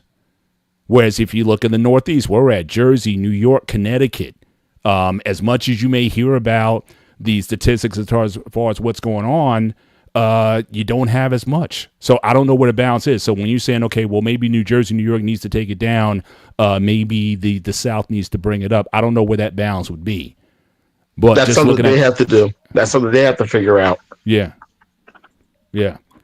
And then the other thing that got me was, like I said to you guys before, I don't think gun laws work because let's say a man and a wife, all right, are together, like you, Paul, for example, your wife, and for some reason you were arrested as a felony, right, and you can't own it. Nobody says your wife can't own it. Nobody in the law doesn't say, hey, because your wife owns a gun, you cannot touch that gun. Who's going to stop you in your home touching that gun? So tell me how the gun law is going to work then. And I had this whole argument with David in the background one day saying, oh, all this stuff is, we need stricter laws. And I looked at him like, then you're telling people who hunt for a living, hunt for food on tables, they can't feed their families. I'll find a different way. Then maybe you should get a license to be an IT. That's when he got pissed off about it. And he got upset. I don't need a license. And like same thing with a vehicle. You need a license to operate that. Okay, but technically, But also, Peter, remember, driving's not just a right; it's also a privilege. That's where I was going with this. I also think the Second Amendment right is a privilege. Reverse that. A privilege, period. Not a right. Yeah. Only states can do that, not the federal government. Unless you're a sovereign citizen, those guys say that it's a right. So, driving's a right. Law. They are not allowed to say that anymore. I don't know. I got on a binge. I was watching all these sovereign citizen videos. And what I've seen a few of them. My wife showed me a few of them. And we're looking at them like, seriously? Like, really? Yeah, but they're driving around like even they have like the license plates. They're ordering these license plates from somebody and saying something like I'm sovereign, this or that or whatever. When the cop stops them, they don't give them a driver's license. They give them some world ID or some universal ID or something like that. It's like all these things that they're doing. And what happens in the end? They're always end up in well, the sad part about it is like they take up so many resources of the system. I think some guys got off simply because it's like because you as a prosecutor, you're like, do you really want to spend taxpayer money? Because, again, you do have a right to a trial by jury, whatever, and these cases just get kicked down the road 60, 90, 120 days before there's a resolution when the fine was only like $150 because you didn't have your registration ones have been new. But the amount of money that you're going to pay in trying to prosecute some of these people is many times that. So I think a lot of people just say, just let them go. They're nuts. Also, Mr. Bennett, the problem with some of these individuals is they're doing all this nonsense just to beat a $35-$40 ticket. That's what I'm saying. Like it's almost like the like I said the ideology of it. It's not so much the money or what have you. It's like these people are so died true believers of whatever this principle is that they're willing to go to jail for it, lose their jobs over it, take misdemeanors and turn them into felonies, certainly when they resist law enforcement. I'm like, over what? So I just think that, again, the ideologues, regardless of what side of the aisle that you're on or what your persuasion or what have you, when you get into that space, it's almost like there's no coming back from it. The people who were in that in those videos, like I don't know how many of those guys are like could you interview somebody who was like, yeah, I was a part of that at one point and then I got out of it and I'm totally against those groups. I don't know what that mindset is, but everybody in there, you could tell, I don't know, it's the glassy-eyed syndrome or whatever, but these guys are like, even when Mandrell said until the bullets start flying, I don't know about that. because some of that stuff is just it's just a different world or a worldview that they're thinking. But again, we've seen how that's happened in the past. Perfect example. Branch Davidian in Waco, Texas, David Koresh, and what happened with the ATF. I mean, that was a standoff that lasted well over, I think it was like 47 days, I think. Yeah. Before the compound was burned down. And I think it was around between 9 and 11 ATF agents lost their lives in the beginning when the standoff took place. And I remember there was jokes within the background in law enforcement and those government agencies that, the ATF was kind of like, you couldn't come out and say you were part of the ATF. They were kind of looked at as the redhead stepchild at that time. And it wasn't until... Okay, it's not just at that time. The ATF completely bungled that. I know that. I'm aware of that. So it's not because the redhead stepchild. How can they do something terribly wrong, complete missteps, and they get upset when they're taken to task for it? But then guess how they clean their reputation up? I'm sorry. When did they clean their reputation up? The bombing of Centennial Park in the Olympics. I disagree with that. No, it actually helped because the people that actually discovered that it wasn't Richard Jewell and it was a particular individual, and I'm not going to say the person's name. If I remember who the person's name is, I think it was, well, we're not going to go there. FBI was ready to take over the investigation and take everything up to Quantico, but the ATF's headquarters, I think, if I remember, is still in Atlanta, and they're like, well, we have the equipment here. And they literally went back and forth to try to get this done. And then once the ATF... I don't, okay. It's sensitive to us because, an innocent man was accused, and right. The ATF's actions, it was shown that he was innocent. But when you compare one, the lives lost in Waco compared to Atlanta, the ATF, one good deed doesn't... A lot of these agencies have egos. One good deed, one good act does not erase so many missteps. Hang on, guys. Miss Sophia. Sophia. Coming to YouTube, ladies and gentlemen. Okay. Anton and Sophia. All right. I'm telling you, you guys will be up to 10K subscribers just like that. I love this. He wants us to start a show together. I love this energy that you guys have together. The dynamic here. Yeah, but just. I mean, you got political. Remember who was that? Those political consultants that used to go on CNN all the time. They got James the older guy, Carville and his wife, Madeline something or whatever. Yes. Yeah, I mean they were icons. I mean, you guys could be the new Carville and Madeline. I don't know how he married. I could do it. That's what I'm saying. It's if they could do it and still love each other, you guys can certainly do it. So I certainly vote for. I know you're trying to launch the hockey channel and all that kind of stuff, but I'm telling you, this man. I'm telling you, I could see you how you stay together. How do you get with somebody? So are you trying to produce a show like I'm not shows that almost? first date. Like, how did they get? Say again. Imagine that first date. How did they get the conversation? They must ban politics in their house. And probably with them, I mean, because they've been married for a long time, so it could have been, you can get away with being center left and center right, or centrist in some way, and you kind of just as time goes on, your views change. People change it just as a person, right? Typically. You get a little bit more conservative as you get older. Once you start having a family and have a house and things like that, at least a financial or physical conservative in that time. So it might have started out like that they were kind of, in that space, and then it just kind of grew differently. But again, I love the fact that you can be in the same household when you got people literally split up over politics, especially in the last few years. Oh, yeah, definitely.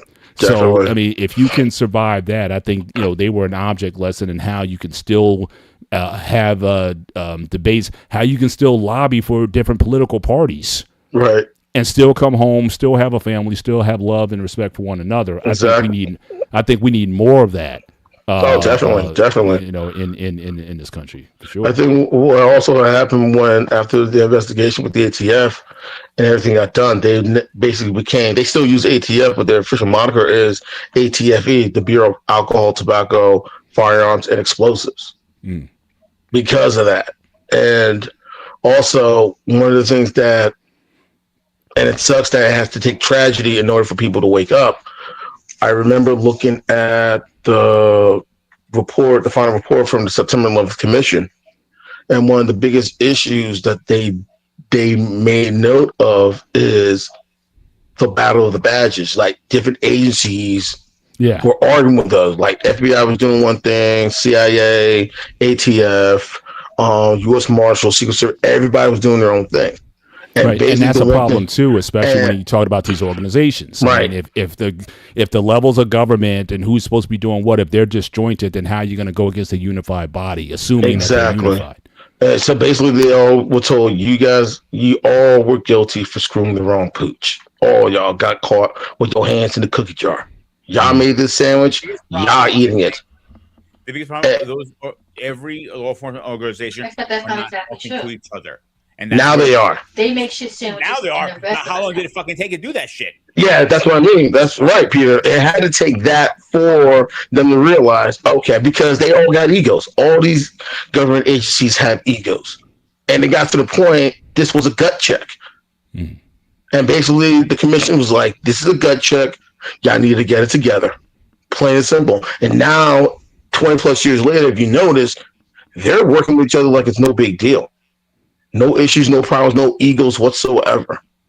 I remember one movie where you saw something similar to that, and I don't know if you guys remember the movie. It was called The Siege. Yeah. I remember it actually. Yeah. Denzel Washington, Annette Bening, Tony Shalhoub, Bruce Willis. Yep. Each of them represented a different aspect of the government. That's right. And that was the best way to describe what went on between certain agencies, and also stuff that went on between certain agencies and the military.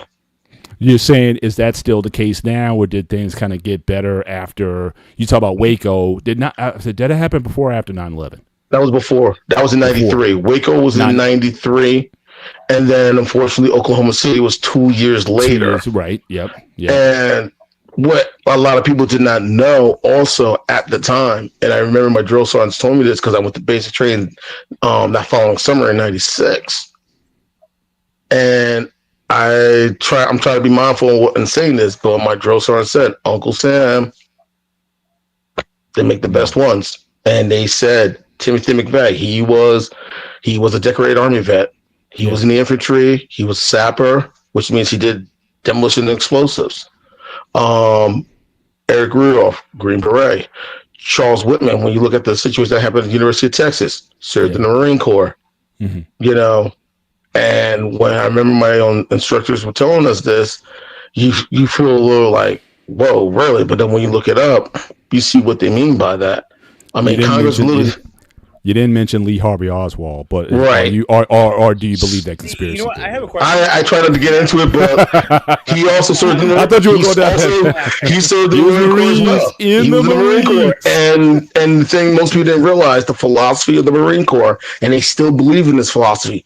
Every Marine is a rifleman. Yes. Every Marine needs to know how to shoot. It don't matter what your job status or your MOS is. If you're a Marine, you're gonna know how to shoot. Plain and simple. Question, my man, as a military person yourself, and I've been having an argument for years. I felt all these people who retired from the military, they're looking jobs. We have a lot of homeless veterans out there. Let's be straight up here.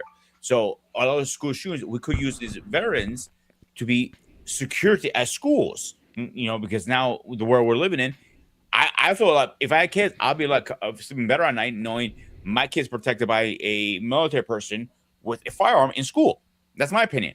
Let me get your thoughts on that. No, I see your point in that, because people don't realize how a firearm can be the perfect diversion. Like, when you see someone holding that weapon, you have to automatically assume that person knows how to use it. Plain and simple. It's the perfect diversion. It's the perfect way to basically saying, do not tempt me. Do not force me to do my job. Yeah. And I totally agree. I totally agree with you, Peter, because I know some places it varies. They do have security guards walking through the halls and everything else. Some cities do have a separate division of the police department that does everything within the school, within the public schools, so on and so forth. As for arming them, I don't have a problem with arming them, but some people are going to feel uncomfortable with it. So that's always going to be the issue as well. And of course, for me, but it's the same thing as a police officer. Like, are you ready for an instantaneous event? Like, as a soldier, you're trained. Like, if a bomb goes off or you hear fire going, there's like a switch that goes on in your mind and you react to that. I'm saying most law enforcement isn't necessarily prepared for that. And as we saw with Uvalde and some of these other locations or whatnot, there's also a tepidness about stepping into a situation when you know there's an armed shooter.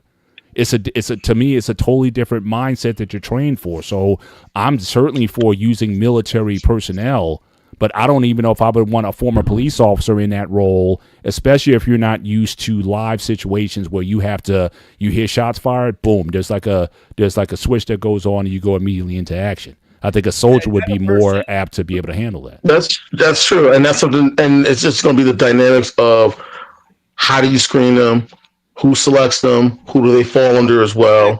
Should they not be armed, the whole nine? I mean, trust me, I know a lot of cops who heard about what happened in Uvalde, and they were angry.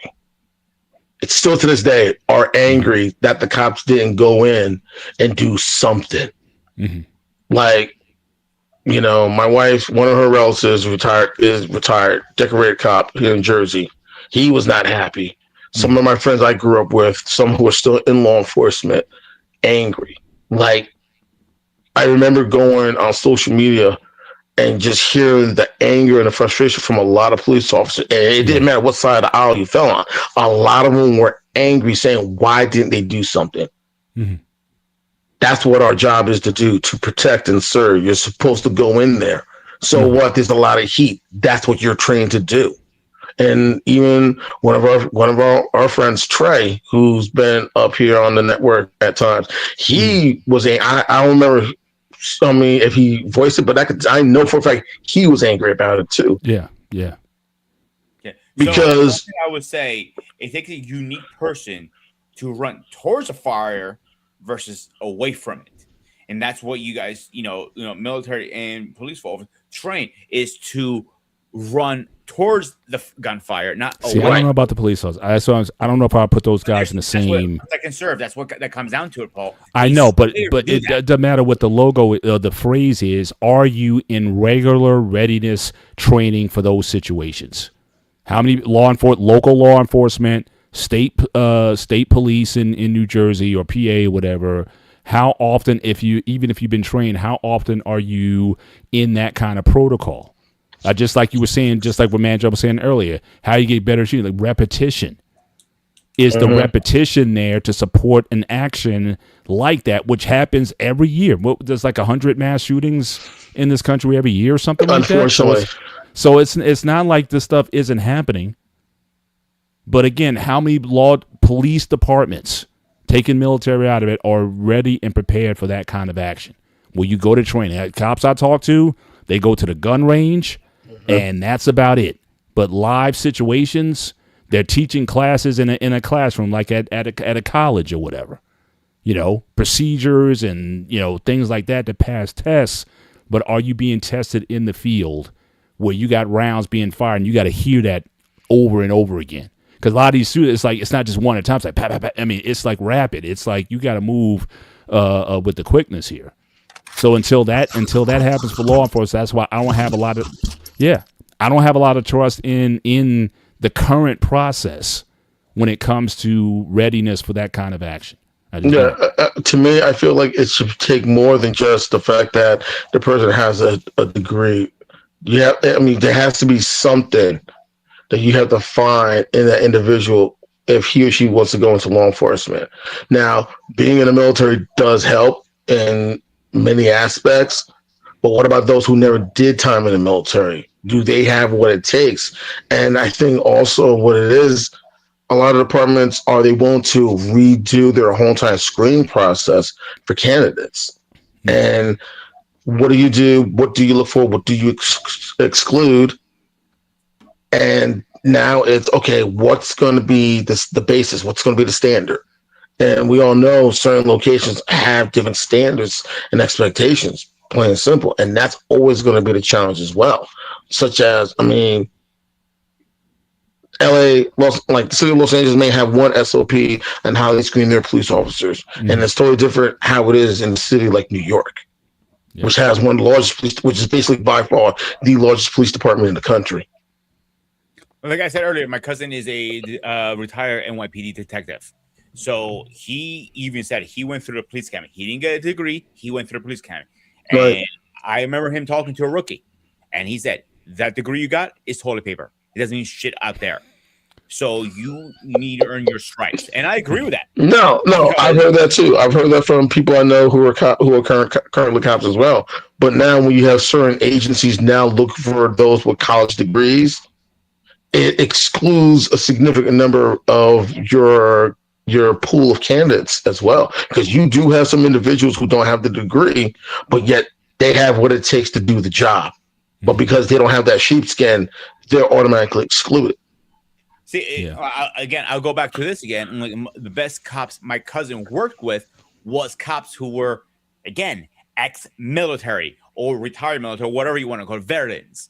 Those are the best cops usually on the street because they know how to react, when not to react, how to react, not to react. If this is second stage, it's like walking. It's just like walking.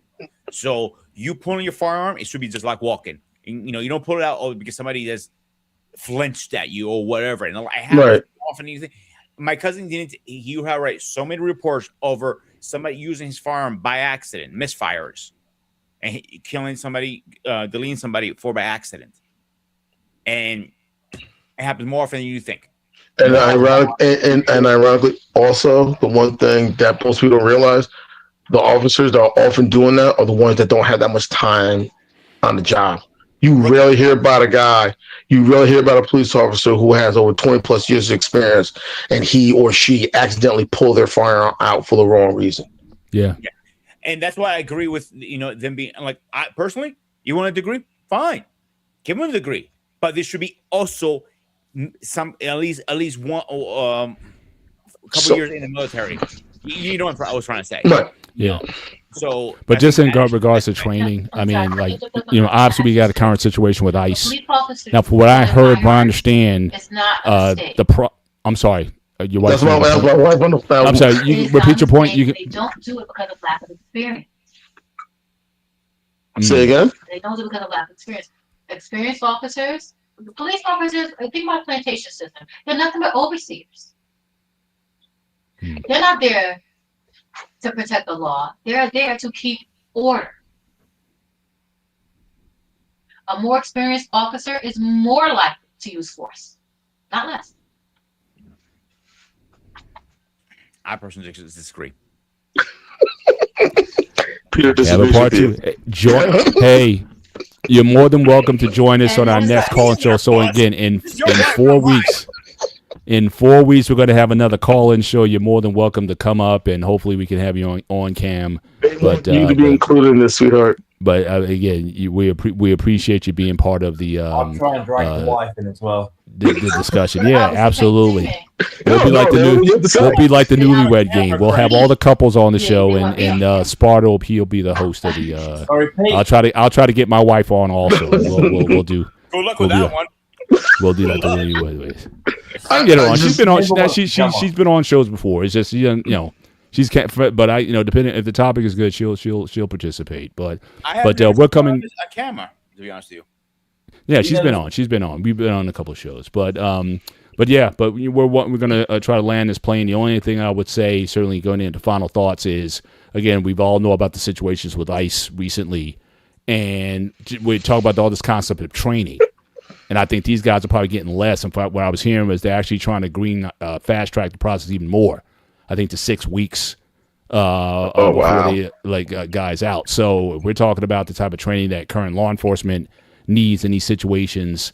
And you're going to be putting guys out there, and again, like Mandrell was saying earlier, I talked to cops afterwards who their superiors had meetings with them, said, if this ever happens, you are done as a police officer. everything in terms of how that was handled was just off. And so again, department heads are being reminding their officers that do not let this happen. There's a step to procedures how this is being done. But again, what can you expect out of an ICE officer who's only been on the job for 6 weeks, assuming if they go to that fast track to get more of these guys on the streets? So again, but you're giving these guys lethal force on the streets, and we're seeing what's happening with people who are even American citizens being detained. And, so again, I think I think a lot of these things now it's going to be interesting if some of these militia gets caught up with ICE. Now that would be a very interesting scenario, and we'll see if the attitudes and opinions would change then, since these guys are anti-imperialist or anti, I forget the word I'm looking for, but certainly, they hate government intervention and whatnot. Let one of their guys get picked up accidentally, and I'd like to see what happens then if their tune changes. But certainly just want to go around the room, get final thoughts from everybody as we close out the show. So I'll give it to Craig if you want to start first, and then we'll kind of go to Anton, and then Peter and I will close out the show. No. Any final thoughts? Are you good? All right. Well, again, as always, you always support us in everything that we do. We appreciate you being part of of the productions that go on. But go ahead, Anton. Any final thoughts that you or your lovely wife like to share before we end the show today? All right, my final thoughts. This was a very good topic. I'm glad you did this and everything. And my final thoughts is you got people who are doing these jobs, in different law enforcement areas who are doing their jobs. And then you look at the situation, what happened with ICE, and you're asking yourself, how is it these individuals not are allowed to carry a badge, but how are they allowed to carry a sidearm? And they're so quick on the trigger. I'm not saying what happened to this woman was fair, and there was another individual who also that was caught up by ICE as well, but no one has mentioned his name. I think his name was Kevin Porter, I believe. I remember Information Man was talking about him. I think that's his name. I could be wrong. If I'm wrong, I apologize if I put the wrong information out. But it's getting to the point now where these individuals are coming to different parts of to go into cities, different parts of the country, and they feel going in by force gives them a pass to do whatever they want. And now the fact that you have American citizens getting caught up in this, just going about their business, now it's making it even worse. There's no way you can justify this. Actually, I disagree that it's making it worse. Saying that it makes it worse for American citizens implies it's okay to treat immigrants that way. I never said it did. And secondly, hey, we're all lives matter people then. That is true. That is true on that. Because a lot of individuals who were saying white lives matter, all lives matter, they're nowhere to be found. Oh, no. They're wearing ice masks. Ah, touche. Touche. Awesome. Funny, dude. When this whole incident ICE first came out, so I was working in the kitchen, and I was running my kitchen normal, right? And I go to a guy named Carlos, right? But they want us to care so much. They want us to be too much to use as cannon fodder. A white woman gets shot in the face, and now it's a tragedy. And the other question, why are these guys not wearing body cameras? Because they're acting like cowboys. That's what it is. And like I remember saying on I think it was on Flipping Tables, ICE came into existence right around the time after September 11th, because it used to be Immigration and Naturalization. Then you had U.S. Customs, and then you had the Border Patrol. They were all different agencies. After September 11th, when Department of Homeland Security was established, that's when they took Immigration and Customs and put them together. That's how a lot of these agencies that you see now were established. All this was done after September 11th. Because you had Border Protection, and they were just doing that. You had Customs that was just taking care of that. You had Immigration that was just taking care of that. That's now, basically what you did is you pull them all together as one organization. Customs still takes care of what comes in and out from, what still comes in from other countries. Now you have Customs working with Immigration. That's how ICE came into be, because they're Immigration and Customs Enforcement. And then, of course, now you have the CBP, Customs and Border Patrol, because now you're taking Customs and you have them working with the Border Patrol as well. So all these agencies all came about after September 11th. And that's how the Department of Homeland Security came about. The U.S. Coast Guard used to be under the Department of Transportation. Now they fall under the Department of Homeland Security. But in the time of war, they fall under the U.S. Navy. Hence why they're nicknamed the Baby Navy. And hence why their rank structure is similar to that of the U.S. Navy. That I do know. Ours. Yeah. All right, Pete, you want to give yours and we'll close this out? No, I agree with everything we're saying. I think we need to do a part 2 on this, but a funny story, actually. When I was running in my kitchen, I had a bunch of Latinos one day, and I went to one of my workers at Carlos, go get the ice for me outside because our ice machine, man, these guys scatter like cockroaches. I'm like, holy shit, I can't get you guys to work fast enough. I'm like, God damn. Wow. We had a lot of good opinions. I do think we should do a show just on school security later on. I think that's a really good topic to talk about. But I think I want to thank everybody coming up because usually nobody wants to come up. They're too scared to come on camera. But tonight, I pulled one out of my ass, boy. You gotta give me credit on this one. Hey, yep, kudos. Appreciate it. Except that, and also, we want to just as a quick program announcement. So our guy R. Payne, the senior, certainly in the BME space, he is actually going to be doing a show talking about some of these recent ICE incidences on his show tomorrow night. So tune in to the Black Men Unfiltered Network, Monday, 7 p.m. Eastern Standard Time, and you can chill with R. Payne as he go through this. So again, maybe Anton, if you're free, maybe you guys can chop it up. I'll try to certainly chime in. Because I'm off tomorrow, so I'll try to jump in. I'll be home for that. For sure. I'll try to make sure. I'll try to jump on that too, old man. Will do. Well, again, we want to thank everybody for being a part of this conversation tonight. Again, make sure you hit the like button, both here on the Black Men Unfiltered Network as well as the Sparta HQ Network. Certainly helps all of us. And, again, continue to follow the station for upcoming shows throughout the week. The next time you'll see me on the BMU Network will be on Wednesday, the one-on-one sports show. We'll talk about this NFL divisional weekend. Sorry, Anton, no hockey will probably be covered. But waiting for you to drop your show. Well, So, I'm actually getting things started right now. I got one channel that started. I'm about to start making videos on it and everything else. There you go. So looking forward to that. So again, for myself, for Anton, for Craig from the UK, and for This is Sparta! the Ghost of Sparta, a.k.a. Peter, a.k.a. Panayotis. This is the Gray Area, the Gray and Call-In Show. We'll see you guys in another call-in show in 4 weeks. So for all of us, take care. God bless. We'll see you next time. And we don't have an outro video, so this is going to be a hard end. We'll see you next time. Good night. You say.